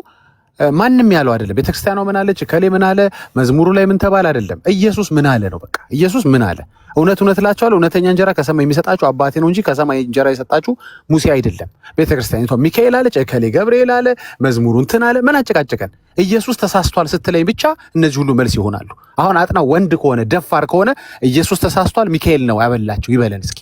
አሁን እያንዳንዱ መልስ ኢየሱስ ተሳስቷል ነው እያለን ያለው። መዝሙሩ ኢየሱስ ተሳስቷል በቃ እንግዲህ ኢየሱስ ከሆነ ትክክል የኢየሱስን መልስ የኢየሱስን ንግግር ወስዳለሁ። ኢየሱስ እኔ ወንድሜ ስማን ተረጋጋ። ወይ ኢየሱስ ነው ትክክል ወይ ቤተክርስቲያኒቷ ወይ አጥናው ወይ ሌሎች አስተያየት የሚሰጡ ለሚገቡ ሰዎች ናቸው ትክክል። ገባ? እነዚህ ሰዎች ልክ ከሆኑ ኢየሱስ ተሳስቷል ማለት ነው። አለቀ። ኢየሱስ ቃል በቃል አባቴ ብሏል። ሚካኤል ነው አባቱ በለን ወይና አጥናው ምትልናለህ መሰለህ? በዮሐንስ ደግሞ የህይወት እንጀራ እኔ ነኝ ብሏል እኮ። ወንድሜ ተረጋጋ። ስለ መናን ያወራል። መና የህይወት እንጀራ አይደለም። እሺ አሁን አስወርዳለሁ። የመጨረሻ ማይኩ እንዳትከፍት ነግሬሃለሁ። ከዚህ በኋላ አስወርዳለሁ። ቻው ተባረክ። በቃ ብትወያይት ደስ ይለን ነበር። በቃ እንደዚህ ልክ ኢየሱስ መሆኑን ሲል ማህተሙ ሲመታብህ በቃ ከዚህ በኋላ ከእሱ ጋር መጣላት የለብም። ገባ? ምን ታደርገዋለህ? አሁን ኢየሱስ ተሳስቷል አትለን? ገባ? ምንም እኮ መጽሐፍ አያስፈልገንም እኮ ሌላ መረጃም ማምጣት አያስፈልገንም። ኢየሱስ መሳሳቱን አንተ አሳመንን። እንግዲህ አባቴ ነው ብሏል። መና የህይወት እንጀራ አይደለም። ምን ታምታታለህ? ከህይወት እንጀራ ካለው ጋር ትቀልዳለህ እንዴ? ስለዚህ አጭሩ መልስ ምንድን ነው? ይኸው ዮሐንስ 6:32 ላይ ወይ ኢየሱስ ተሳስቷል። እኛ እነዚህ ሁሉ መጽሐፎች የምናሳይ ለአንተ ስንል ነው፣ እንዲገባህ ነው። አንዴ ማርያም ብለው እንደምታጭበረብር ቤተክርስቲያኗ፣ አንዴ ሚካኤል ብላ እንደምታጭበረብር፣ አንዴ ከሌ እያለች ሙሴ እያለች እንደምታጭበረብር እናውቃለን። ይሄንን አሳየን፣ ጨረስን። መልሱ ግን ያለው ይኸው ኢየሱስ በአፉ እንዲህ ብሏል። ወይ ኢየሱስ ተሳስቷል ማለት ነው ማርያም ነች ብለህ ከተከራከርከን፣ በሌላ ቋንቋ ማርያም መሆኗን ካሳመንከን ኢየሱስ ተሳስቷል ማለት ነው። ሚካኤል መሆኑን ከተናገርክ ኢየሱስ ተሳስቷል ማለት ነው። ጨርሻለሁ። ቴንኪው ላ እሺ ዳግዬ ተባረክ። ነገር ያነሳዋልና ይሄ የዲያቆናትኛ የምናዜመው ነበረ ትዝ አለኝ። እሴ በጸጋከ ማለት ነው። እሴ በጸጋከ ኪ ነው ግን እዚህ ጋር ያሉት እሴ በጸጋከ ነው የመድኃኔዓለም ማለት ነው። በዛ ክፍል ላይ መርጌታ እዚህ ስላለ በደንብ ያርመኛል። ይኸው 40 መዓልተ ወ40 ሌሊተ ለዛ አውረደ ሎሙ ስለ ጌታ ነው የምትናገረው። እዚህ ጋር ደግሞ ጌታ ነው ትላለች። ለዛ አውረደ ሎሙ ህብስተ ህይንተ ሰናይ ፈደይዎ እኪተ ብላ ትላለች። ያው ጣኔዎስ ገብረ ላዕለ ዕብራዊ ሐሰረ ባህቱ ግብርናቶ ኢተዘከረ ዕብራዊ እርጉም እንደውም ዕብራውያንን አይሁዳውያን የሰደቡበት ቦታ ማለት ነው። ዕብራዊ እርጉም ዲበ ፈጣሪው ተአየረ ማለት ነው። ሌላ ጉዳ ወጣ አይደል? መሪ ወይ ጉድ እናንተ የሚግል ምን ታውቃለህ? ነጭ ውሸት ነው የምታወራው። ቤተክርስቲያን የሆነ አስተምሮት ላይ ለመግባባት ያሉ ያልጠሩ ነገሮች ምናምን ሳይሆኑ ነጭ ውሸት ነው የምታወራው። ከኢየሱስ ጋር ራሱ ፋይት ጀምራለች ማለት ነው። ታርመዋለች ኢየሱስን ራሱ ማለት ነው። ምንም ይሄ እኮ የማያወላዳ የትምህርት ብለን የማትሸሸግበት ግልጽ ያለ ውንብድና ነው እኮ። ነጭ የሚባሉት ውሸቶች ማለት እነዚህ ናቸው። ሶስቱ አይሁዳውያኖች 4-5 መጽሐፍ ላይም ኤርሚው ይሄንን አይነት ብላ እንዳታልፈው እሱ ነው አላልፈውም አለ። ተመሳሳይ ማጭበርበር ነው የሰሩት። ተመሳሳይ እንግዲህ ገብርኤል እንኳን ብለን እንዳንወስድላቸው መቶ ሩፋኤል ይላል ሌላኛው መጽሐፍ። ነጫጭ ውሸትን የሚዋሹት ላይክ ያስተምሮ ያለመግባባት የአባቶችን ትምህርት አለማየት ምናምን ጉባኤ ምናምን ብለህ የምትፎግረው አይደለም። ነጫጭ ውሸት ኢየሱስ አባቴ ሲል እዛ ጋር ሚካኤል የዚህን ያህል ደፋርና ውሸታም ነች። በእንደዚህ አይነት ጉዳዮች ሙሉ ለሙሉ ቤተክርስቲያኒቷን ወይም አስተማሪዎቿ ሁሉ ውሸታም ናቸው ማለት ባይቻልም ግን ይኸው 98-99% በእንዲህ አይነት የተዘፈቀና ነጭ የሆኑ ውሸቶች ውስጥ የተጨመረበት አኖይንግ እዚህ ጋር እንግዲህ የታቸው እዚህ ጋር ለመድኃኔዓለም ላይ መድኃኔዓለም ነው ትላለች ራሱ ነው 40 ሌሊት 40 መዓልት እኔ ሲጀምር 40 መዓልተ ወ40 ሌሊት እኮ ነው ብሎ ያለችው 40 ሌሊት 40 መዓልት ነው እንዴ መርጌታ 40 ዓመት እኮ ነው አይደል? አዎ ይሄ ጽሑፍ ትክክል ነው ታዲያ መርጌ? ኧረ በጭራሽ 40 ቀንና 40 ሌሊት ነው እኮ 40 መዓልተ ወ40 ሌሊት ማለት እኮ 40 ቀንና 40 ሌሊት ማለት ነው። ለዛ አውረደ እሺ በሪ ለዛ አውረደ ሎሙ ህብስትን ያወረደላቸው ህየንተ ሰናይ ፈደይዎ እኪተ ይህንን በማድረጉም ክፉ ነገር ከፈሉት። ለማን? ለመድኃኔዓለም።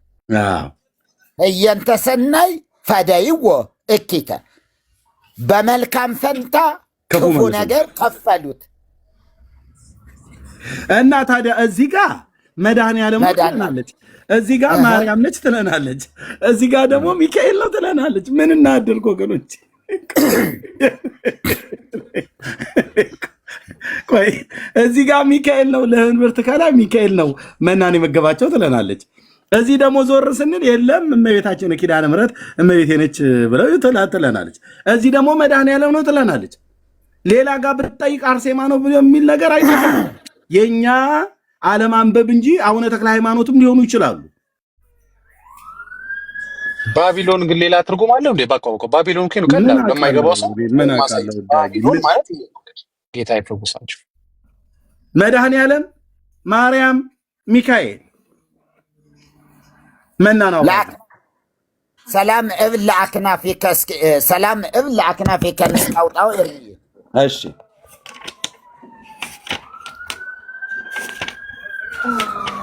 ኦኬ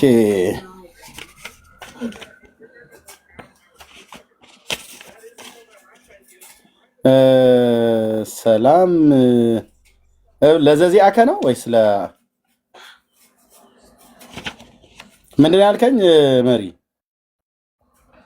ሰላም እብል ለአክናፊከ ወደ ገጽ 430 እንደዚህ አካባቢ መልካ ሚካኤል ላይ ነው።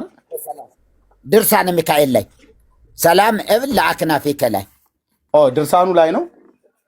ድርሳኑ ላይ እሺ፣ የትኛውንም ይሁን ብቻ ሰላም እብል ለአክናፊከ ካገኘው በለው። ቆይ ድርሳኑ ላይ ላምጣው። የሚገርም ነገር ነው። እና ምንም እኮ እናንተ አንድ ሰው እንዲህ አያፍሩም እንዴ?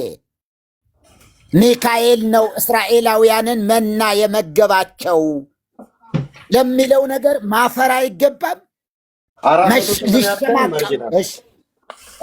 400 ስንት ነው ያልከኝ? 430 ምናልባት አንድ ከሆነ ድርሳኑ 430 ከታች ሰላም እብል ለአክናፊከ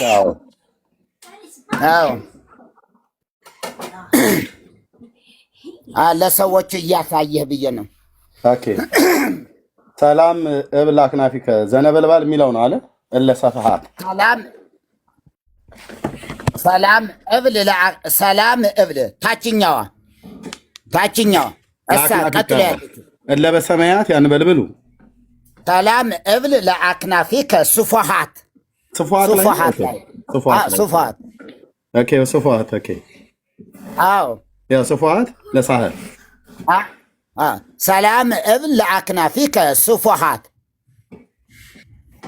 መስካበ ኩሉ ፍጥረት የፍጥረት ሁሉ መኝታ ማረፊያ ሚካኤል ክቡር ሊቀ ካህናት አድህነነ እምዕለት እኪት ወባልሃነ እምኩሉ መንሱት እግዚኦ መሐረነ። ሚካኤል ክቡር ሊቀ ካህናት። እንዲህ ሚካኤል እውነት ሊቀ ካህናት ነው?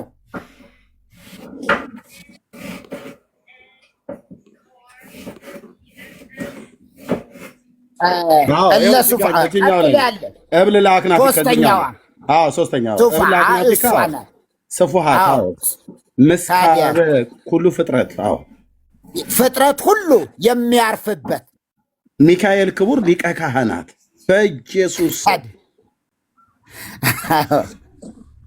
ዋት አድነኝ መለተክ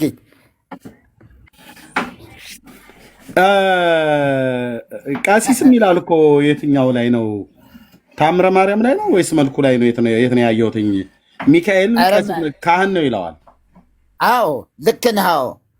ሚካኤል ቃሲስ የሚል አይቻለሁ። ስብሐተ ፍቁር ላይ ይሁን ሰዓታቱ ላይ መልክኡ ላይም ይኖራል እንደሱ መልኩ ላይ አይዋለው። እስከዛ ስብሐተ ፍቁር ላይ ከሆነ እዚህ ጋር ላይ ቆይ ስብሐተ ፍቁር ሰዓታት ላይ ቃሲስ ይላል። እንደዛ አይነት ነገር አይቻለሁ የሚባል ሳሳት ሚካኤል ቄስ አርጎት ማለት ነው። ቄስ አርጎት ትናንት አሁን በማህሌት ሲቆም ያደረ ነው። የተቆመ ነው። ሱፉሃ ሚካኤል ክቡር ሊቀ ካህናት ተብሎ ይገርም ነው። ሰላም እብል ለአክናፊከ ሱፉሃት ሚካኤል ክቡር ሊቀ ካህናት አድነን እምዕለተ እኪት ከክፉ ነገር ሁሉ አድነን። ሊቀ ካህናት ሚካኤል ክቡር ሊቀ ካህናት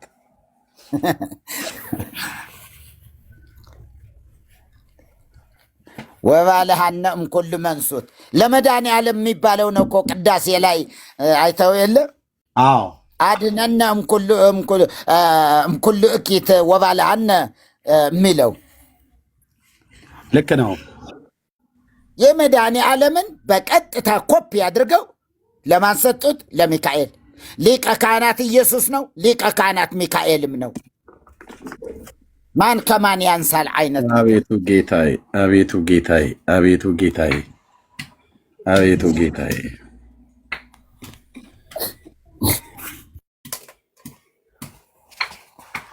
ይኸው እንግዲህ ኑ ተጋፈጡ። አላስተረፈችንም እኮ ኦርቶዶክስ። ያው ተጋፈጡ። ድርሳነ ሚካኤል መልካ ሚካኤሉ ሙሳለ መጽሐፈ ሰዓታት ተጋፈጡ። ይኸው የጌታችን እናት ናት። በምድረ በዳ መናን በመመገብ የሚጣፍጥን ውሃ የማራን ውሃ ማለት ነው። በጌታ እናት ስም በማርያም ስም ድርሳነ ኪዳነ ምሕረት ገጽ 119 ላይ እንደዚህ ተጽፏል።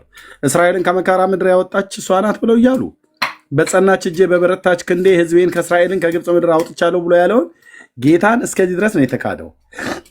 አሁን እንግዲህ በመጽሐፉ ላይ ስናነብ ድርሳነ ኪዳነ ምሕረት ላይ ማርያም ነች መናን የመገበቻቸው ይለናል።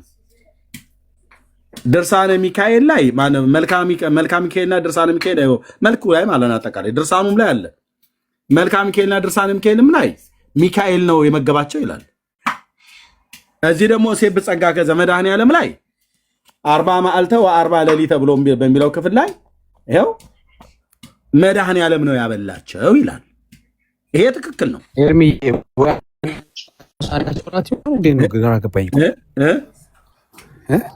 አንዳቸው ቁርስ አንዳቸው ምሳ አንዳቸው ራት ይሆን ምንድነው? ግራ ገባኝ እኮ። ኧረ በመድኃኔዓለም ዳጊማ እንደዚህማ አትጫወትብንም። ስንት አይነት ምንድን ያለው እንዴ?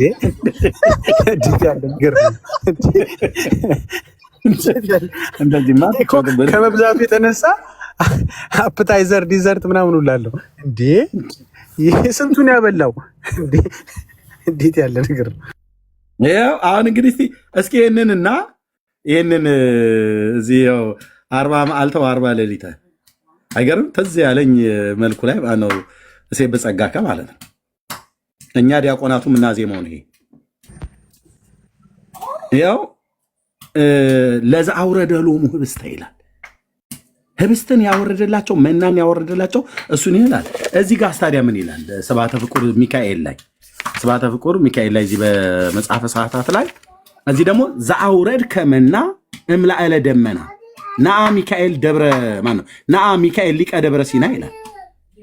ዘአውረድ ከመና እምላዕለ ደመና በደመና መናን ያወረድከው ሚካኤል ሆይና የደብረ ሲናው ሚካኤል እኮ ና ነው እየተባለ ያለው ነው እንዲያወረደው በደብረ ሲና ቅዱስ ሚካኤል ነው መናውን ያወረደው። ወንድሞች ጭራቶች የትኛው ነብይ እንደዚህ ብሎ ተናግሯል? መሪ የምትለዋለ ምናልባት ትርጉም ተሳስቼ ከሆነ ሊቀ ደብረ ሲና የደብረ ሲና አለቃ የደብረ ሲና ገዢ ና እኮ ነው እየተባለ ያለ። ይኸው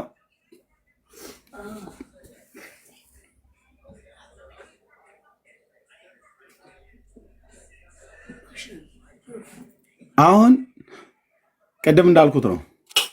እስራኤል ሙሴ ነው ትላለች፣ ሙሴ ደግሞ እግዚአብሔር ነው ይላል። ኦርቶዶክስ ሚካኤልና ማርያም ናቸው፣ መድኃኔዓለም ነው ያወረደው ትላለች። ጴንጤ ደግሞ ጌታ ኢየሱስ ደግሞ አባቴ ነው ብሏል። ጴንጤውም ተከተለን የምንለው የኢየሱስንና የሙሴን ነው የምንወስደው። የእስራኤላውያኑን አንፈልግም፣ የኦርቶዶክስንም አንፈልግም። ለምን? ሁለቱም በዚህ ጉዳይ ላይ ዋሽተዋል። የዮሐንስ ወንጌል መጽሐፍ ምዕራፍ 6 ላይ መናን በተመለከተ ጌታችንን ሲጠይቁት ያለውን ታስታውሳላችሁ። መና የሰማይን እንጀራ ከሰማይ የሰጣችሁ አባቴ ነው እንጂ ሙሴ አይደለም ብሏል። ኢየሱስ ደግሞ ማለት አንድ ሰውዬ ብቻ አይደለም። አየህ፣ አንድ ሰውዬ ብቻ ነው ብለም ትለው አይደለም። ራሱ በሲና ሕግን የሰጠ አምላክ ነው። ሙሴን ለነብይነት ሌሎቹንም ለነብይነት የጠራ አምላክ ነው እዚህ እየተናገረ ያለው። አባቴን የሰጣችሁ ብሎ ሲል ወደ አባቱ እኮ ሲጠቁማቸው በመለኮቱ እኮ ራሱ እኮ ነው የሰጣቸው። ራሱ እዛ ጋር የሚያወራቸው ያ የ33 ዓመት ወጣት ራሱ ነው የሰጣቸው። ዳርያዝ እንግዲህ ብራዘር በመለኮቱ ራሱ ነው የሰጣቸው በአምላክነቱ።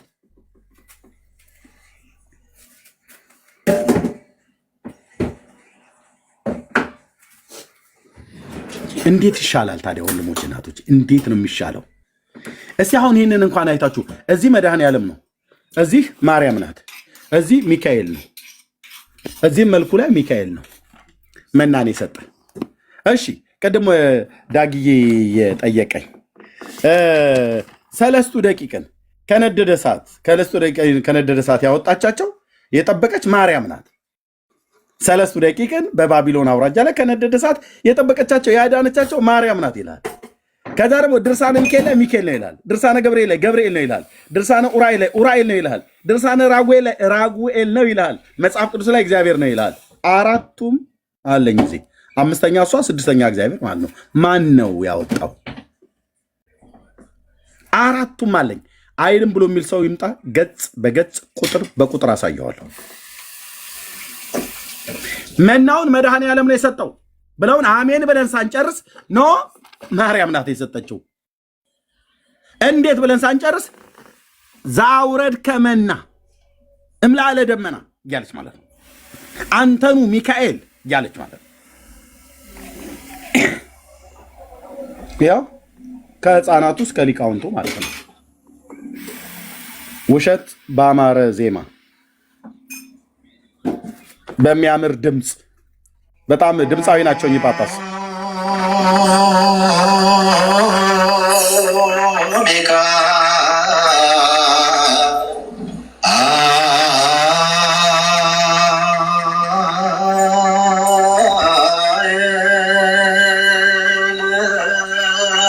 ስማኝ አንተ ነህ ሚካኤል እያሉ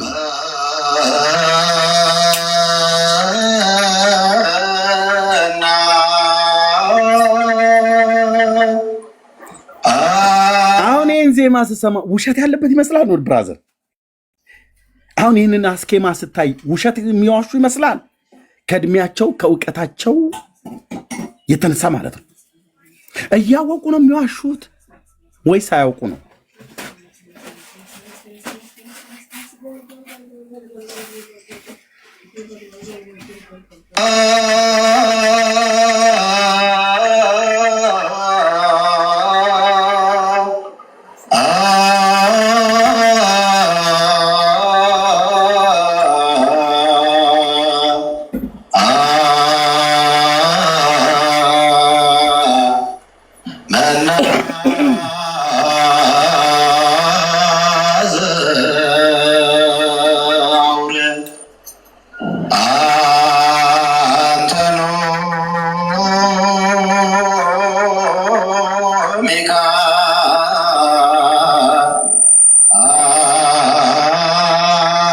በመድኃኔ ዓለም አንተኑ አማኑኤል ይበሉ እንጂ እባክዎት፣ እባክዎት፣ ብፁዕነቶ እባክዎት አማኑኤል ይበሉ።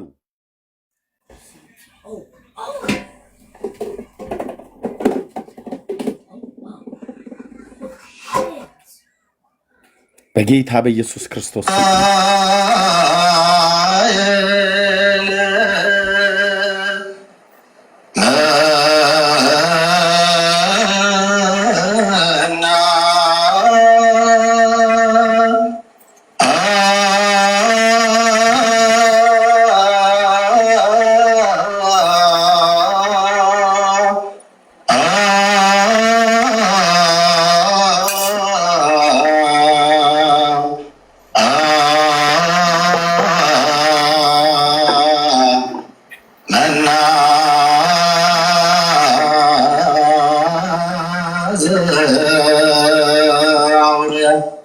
ኦኬ ጳጳሱ እንዲህ አሉልህ።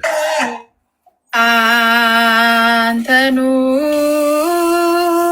ተተኪ ትውልድ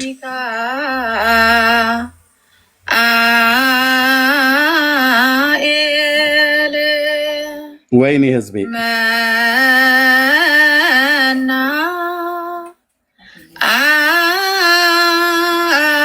አረ ጌታ ኢየሱስ እንኳን እስኪ ያለውን እንኳን እንደው ኢየሱስ ክርስቶስ ያለውን እንኳን ሙሴን ተውት አይደለም ታላቅ ነቢይ፣ ነህምያን ተውት አይደለም ታላቅ የእግዚአብሔር ሰው፣ ዳዊትን ተውት አይደለም ታላቅ የእግዚአብሔር ሰው። የብሉይ ኪዳን ነቢያት ተቀባ ብለው የጻፉት እግዚአብሔር ነው መናን ያወረደው ነው እያሉ ያሉት። እነሱን አናምንም ብላችሁ ብትሉ ታላቁ አምላካችን የተፈራው ንጉሳችን የሰማይ የምድር ፈጣሪ እግዚአብሔር ወልድ ኢየሱስ ክርስቶስ አባቴ ነው የሰጠው ሙሴ አይደለም ብሎ እስራኤልን ከተከራከረ ኦርቶዶክስን እኛ ደግሞ ሚካኤልም ማርያምም አይደለችም የሰጠችው የሰጣቸው ያህዌ የተፈራው አምላክ ጌታችን ነው እንላለን። ይህን በማለት መናፍቃን አይደለም የፈለጋችሁትን በሉ። ተተኪው ትውልድ ጳጳሱ ያሉትን እሷ ደገመችው። አንተኑ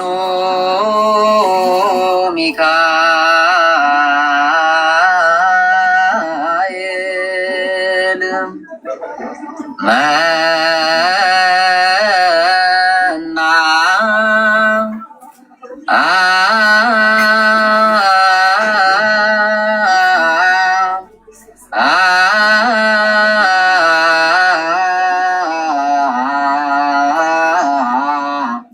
መና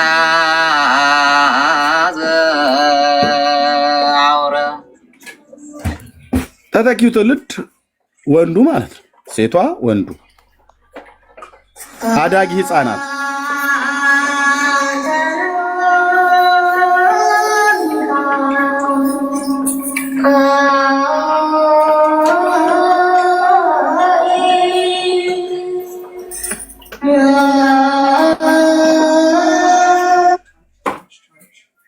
ቆመው ሊቃውንት የተባሉት ጨቅላ ህፃናትን ያስዋሻሉ። እነሱ ዋሽተው ያስዋሻሉ። ሊቀ ነቢያት ሙሴ ቢመጣ ምን ይል ይሆን? እዚህ ጉባኤ መካከል ምልክ ነህምያ ብቅ ቢል ምን ይል ይሆን? ምዕራፍ 9 ላይ የተናገረው ነህምያ። እነ ዳዊት ቢመጡ ምን ይሉ ይሆን? መናን ያዘነበላቸው ያወረደላቸው እግዚአብሔር እንደሆነ የጻፉት ራሱ አምላካችን መድኃኒታችን ኢየሱስ ክርስቶስ ቢመጣ እንዴ አልነገርኳችሁም እንዴ? ዮሐንስ የዘብዴዎስ ልጅ አልጻፈም እንዴ? መናን ያወረደው ሙሴ አይደለም ብዬ እስራኤላውያን ወገኖቼን አባቴን የሰጣችሁ ብዬ ያልኩትን ተጽፎላችሁ አላነበባችሁትም እንዴ ብሎ የሚል አይመስልም? ጅራፍ የሚያነሳ አይመስልም? እዚህ ይሄን ከበሯቸውን በአናታቸው ላይ የሚደፋው አይመስልም? ጴንጤስ ቢዋሽ ኪቦርዱን አናቱ ላይ የሚደፋው አይመስልም? ኢየሱስ እንደ እግዚአብሔር ቃል ካልተናገርክ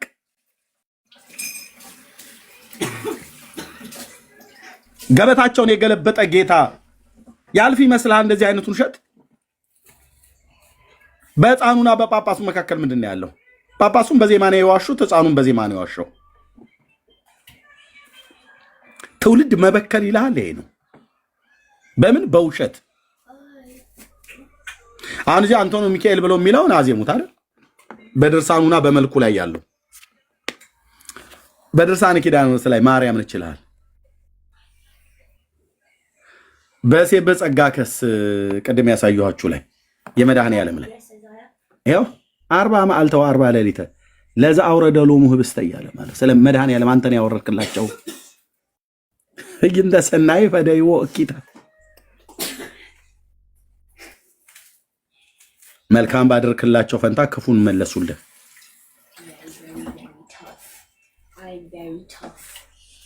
ይኸው ስለ ራሱ ስለ ጌታ የተናገሩት ጣኔዎስ ገብረ ለአለ ዕብራዊ ሐሰረ በሃቱ ግብርናቶ ይተዘከረ ምንድነው ማማ? እሺ ዕብራዊ እርጉም ዲበ ፈጣሪው ተአየረ ካሉ በኋላ ማህበረና አይሁድ ተመድበሉ ለሰቂለ አምላክ ተመሃሉ ክቡረ ንጉስ ሰቀሉ ደሙ ይኩን ለአሌ ወለአለ ውሉድኔ ቤሩ።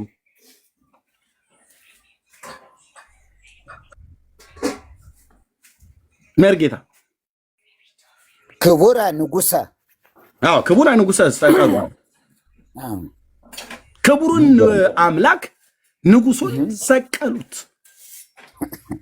ደሙ ላይሌ ነው ወላይለ ውሉድኔ ቤሩ ደሙ በእኛና በልጅ ልጆቻችን ላይ ይሁን ብለው አይደል?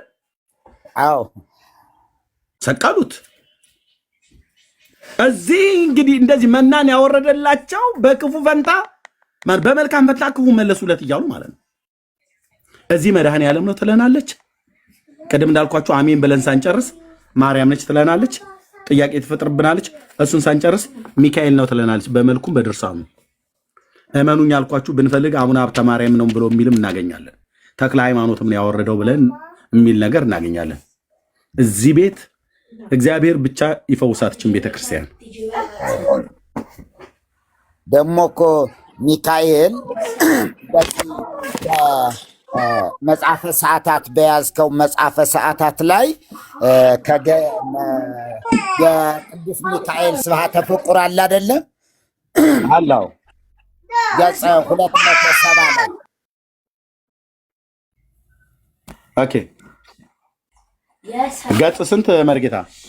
270 ላይ ስብሐተ ፍቁር 77 ላይ ነኝ። እሺ ምን ላውጣ መሪ? መጽሐፈ ሰዓታት ዘሌሊት ነው እኮ። ሊቃው ጉባኤ ጌታውን የሊቃው ጉባኤ ጌታውን ልክ ነው። 270 ነው ያለ። አዎ በመላእክትህ ፊት እዘምርልሃለሁ ይላል። የፍጥረቱን ሁሉ ነፍስ ሚካኤል መጋቢ ለነፍስ ፍጥረት ኧረ ከላይ በቃ ሲጀምር ምን አለ? የቅዱስ ሚካኤል ስብሐተ ፍቁር። አዎ በመላእክት ፊት እዘምርልሃለሁ 3 ጊዜ በል ይላል። በማን? በሚካኤል መላእክት። ዋት? ኧረ መርጌታ እንደዚህ ማታስደነግጠኝ። በቅድመ መላእክትከ በቅድመ መላእክትከ እዘምር ለከ። ታዲያ በመላእክት ፊት እዘምርልሃለሁ። የመላእክት አለቃ አይደለ? ከሱ ስር ያሉ መላእክት በእነሱ ፊት እሱን እንደሚያመሰግኑ ሆኖ ማለት ነው። በመላእክት ፊት እዘምርልሃለሁ። ከዛ ቀጥል። የፍጥረት ሁሉ ነፍስ የምትመግብ ሚካኤል ሆይ እሱ ደግሞ በአሸናፊ በእግዚአብሔር እለምንሃለሁ፣ በዚህ ሰዓት ምህላችንን ስማ። የልዑል ምክሩ መልእክተኛ ሚካኤል ሆይ ለምንልን ይላል። እዚህ ጋር በባህር በየብስ ያሉትን የምትመግብ ሚካኤል ሆይ በኢየሱስ እለምንሃለሁ እኮ ነው ብሎ የሚሉት ሚካኤል። ተለማኙ ማነው? ሚካኤል ነው። አዎ የሚለመንበት ስም በኢየሱስ ነው። ከዛ በኋላ ደግሞ ኤርሚዬ ቆይ መርጌታ እዚህ ጋር ተለማኙ ሚካኤል ነው። የሚለመንበት ስም ኢየሱስ ነው። ኢየሱስ አማላጅ አልሆነም እንዴ ታዲያ? በሚካኤልና በህዝቡ መካከል ኢየሱስ እኮ አማላጅ ሆኖ ቆርሟል። እለምንሃለሁ እያሉት ማነው? አምልሃለሁ ሶሪ በጣም ይቅርታ። በኢየሱስ አምልሃለሁ አለ። ምንትን ማነው? መጽሐፍ አርጋኖ ላይ ማርያም ራሱ በሚካኤል ስም እለምናለሁ በገብርኤል ስም እለምንሃለሁ ብላ ያለችው ማለት ነው ራሱ እግዚአብሔር። ይኸው መልአክ ምን ጀምረዋለች? ማን ነው መልአኩ ስትል ገጽ 244 ላይ ሂድ፣ አለፍ በል 274 ላይ 274 እሺ 74 ላይ ሂድ። የአዳም ጠባቂ አስመሬዋለሁ ሚካኤል፣ የአቤል ጠባቂ፣ የኖህ ጠባቂ፣ የአብርሃም ጠባቂ እያለ በሙሉ ጠባቂያቸው ሚካኤል ነው እያለ መሄዱ ያሳዝናል። ለፍጡራን ከፈጣሪ ይልቅ ፈጣሪ ፍጡራን በልጠውባት እንዲህ እያለች ነው። ምንም ወደ ፈጣሪ እንዳንጓዝ ለማድረግ የታሰበ የሴራ ነው ይሄ። አጋንንታዊ የሆነ ሴራ ነው በእውነት። የአዳም ጠባቂ ሚካኤል ነው። የአቤል ጠባቂ እችን አንብባት። ቆይ በቃ በደንብ ላናድህ መርጌታ አይተዋል ብዬ አስባለሁ። ሰሙዬ ይህን እናንብብና እሰጣለሁ። ነቢዩ ምናሴ የሚባል ነቢይ አለ? ኧረ የለም። ምናሴ የይሁዳ ነገስታት ነው፣ የሕዝቅያስ ልጅ ማለት ነው። ትክክል። እዛ ምን ይላል? ነቢዩ ምናሴን ከእስራቱ ያወጣህ። ሁለተኛ ዜና መጽሐፍ ምዕራፍ 32 ላይ ያለው ቃል ማለት ነው። ሚካኤል የሚል የለም። ሚካኤል ሆይ ና እሱንም እንደሱ እኛንም አውጣን አድነን፣ የልዑሉ የምክር መልክተኛ ሚካኤል ሆይ ለምንልን ካለ በኋላ የባሰው መጣ። ይሄኛው ውሸት ሳይንስ የባሰው መጣ። ይኸውላችሁ ነቢዩ ዮናስን ከጥልቁ ያወጣው በትንቢተ ዮናስ መጽሐፍ ምዕራፍ 2 ቁጥር 6 ላይ ብደውሎ የሚለው እግዚአብሔር ከረግረግ አወጣኝ ይላል። ይኸውላችሁ እዚህ ዮናስን ወደ ባህር ጥልቅ ከባህር ጥልቅ ያወጣው ሚካኤል ነው ትላለች። ነቢዩ ዮናስን ከጥልቅ ያወጣው ሚካኤል ሆይ ከበደል ሀበሳ ረግረግ አውጣን ይላል። ዮናስን ከባህር ያወጣው ከጥልቁ ያወጣው ሚካኤል ነው። አዎ ኦርቶዶክስ እያለች ነው። እሺ በትንቢተ ዮናስ ይህን አንብቤ ለሰሙሻ ልስጠው። የሆነ የሚለው ነገር አለ። በትንቢተ ዮናስ መጽሐፍ ምዕራፍ 2 ቁጥር 6 ላይ ምንድነው ብሎ የሚለው? ጆና ይኸው ዮናስ ትንቢተ ዮናስ መጽሐፍ ምዕራፍ 2 ቁጥር 6 ምን ይላል? ወደ ተራሮች መሰረት ወረድሁ፣ በምድርና በመወርወሪያዎቿ ለዘላለም ተዘጋሁ። አንተ ግን አምላኬ አቤቱ አምላኬ ሕይወቴን ከጉድጓድ አወጣህ። ማን ያወጣው ይላል? አንተ ግን አምላኬ ሕይወቴን ከጉድጓድ አወጣህ። ማን ያለው? ጋት ሄልፌር ይባላል የተወለደበት። ለነገደ ዛብሎን በተሰጠ ርስት ቦታ ላይ ያለ ቦታ ነው። የጋት ሄልፌሩ የአማቴው ልጅ ነቢዩ ዮናስ ከረግረግ ከጭቃ ያወጣኝ ማን ይላል? አምላኬ ነው ይላል። የአማቴው ልጅ ነቢዩ ዮናስ ይህን ነው ብሎ የሚለው እግዚአብሔር ባሪያ ማን ያወጣኝ ይላል? እግዚአብሔር ነው። የተወለደባትና ያደገባት ቦታ ለነገደ ዛብሎን ርስት ሆና ከተሰጠችው በዛ ውስጥ ካለ ጋት ሄልፌር በሚባል ቦታ ላይ የተወለደ ሰው ነው።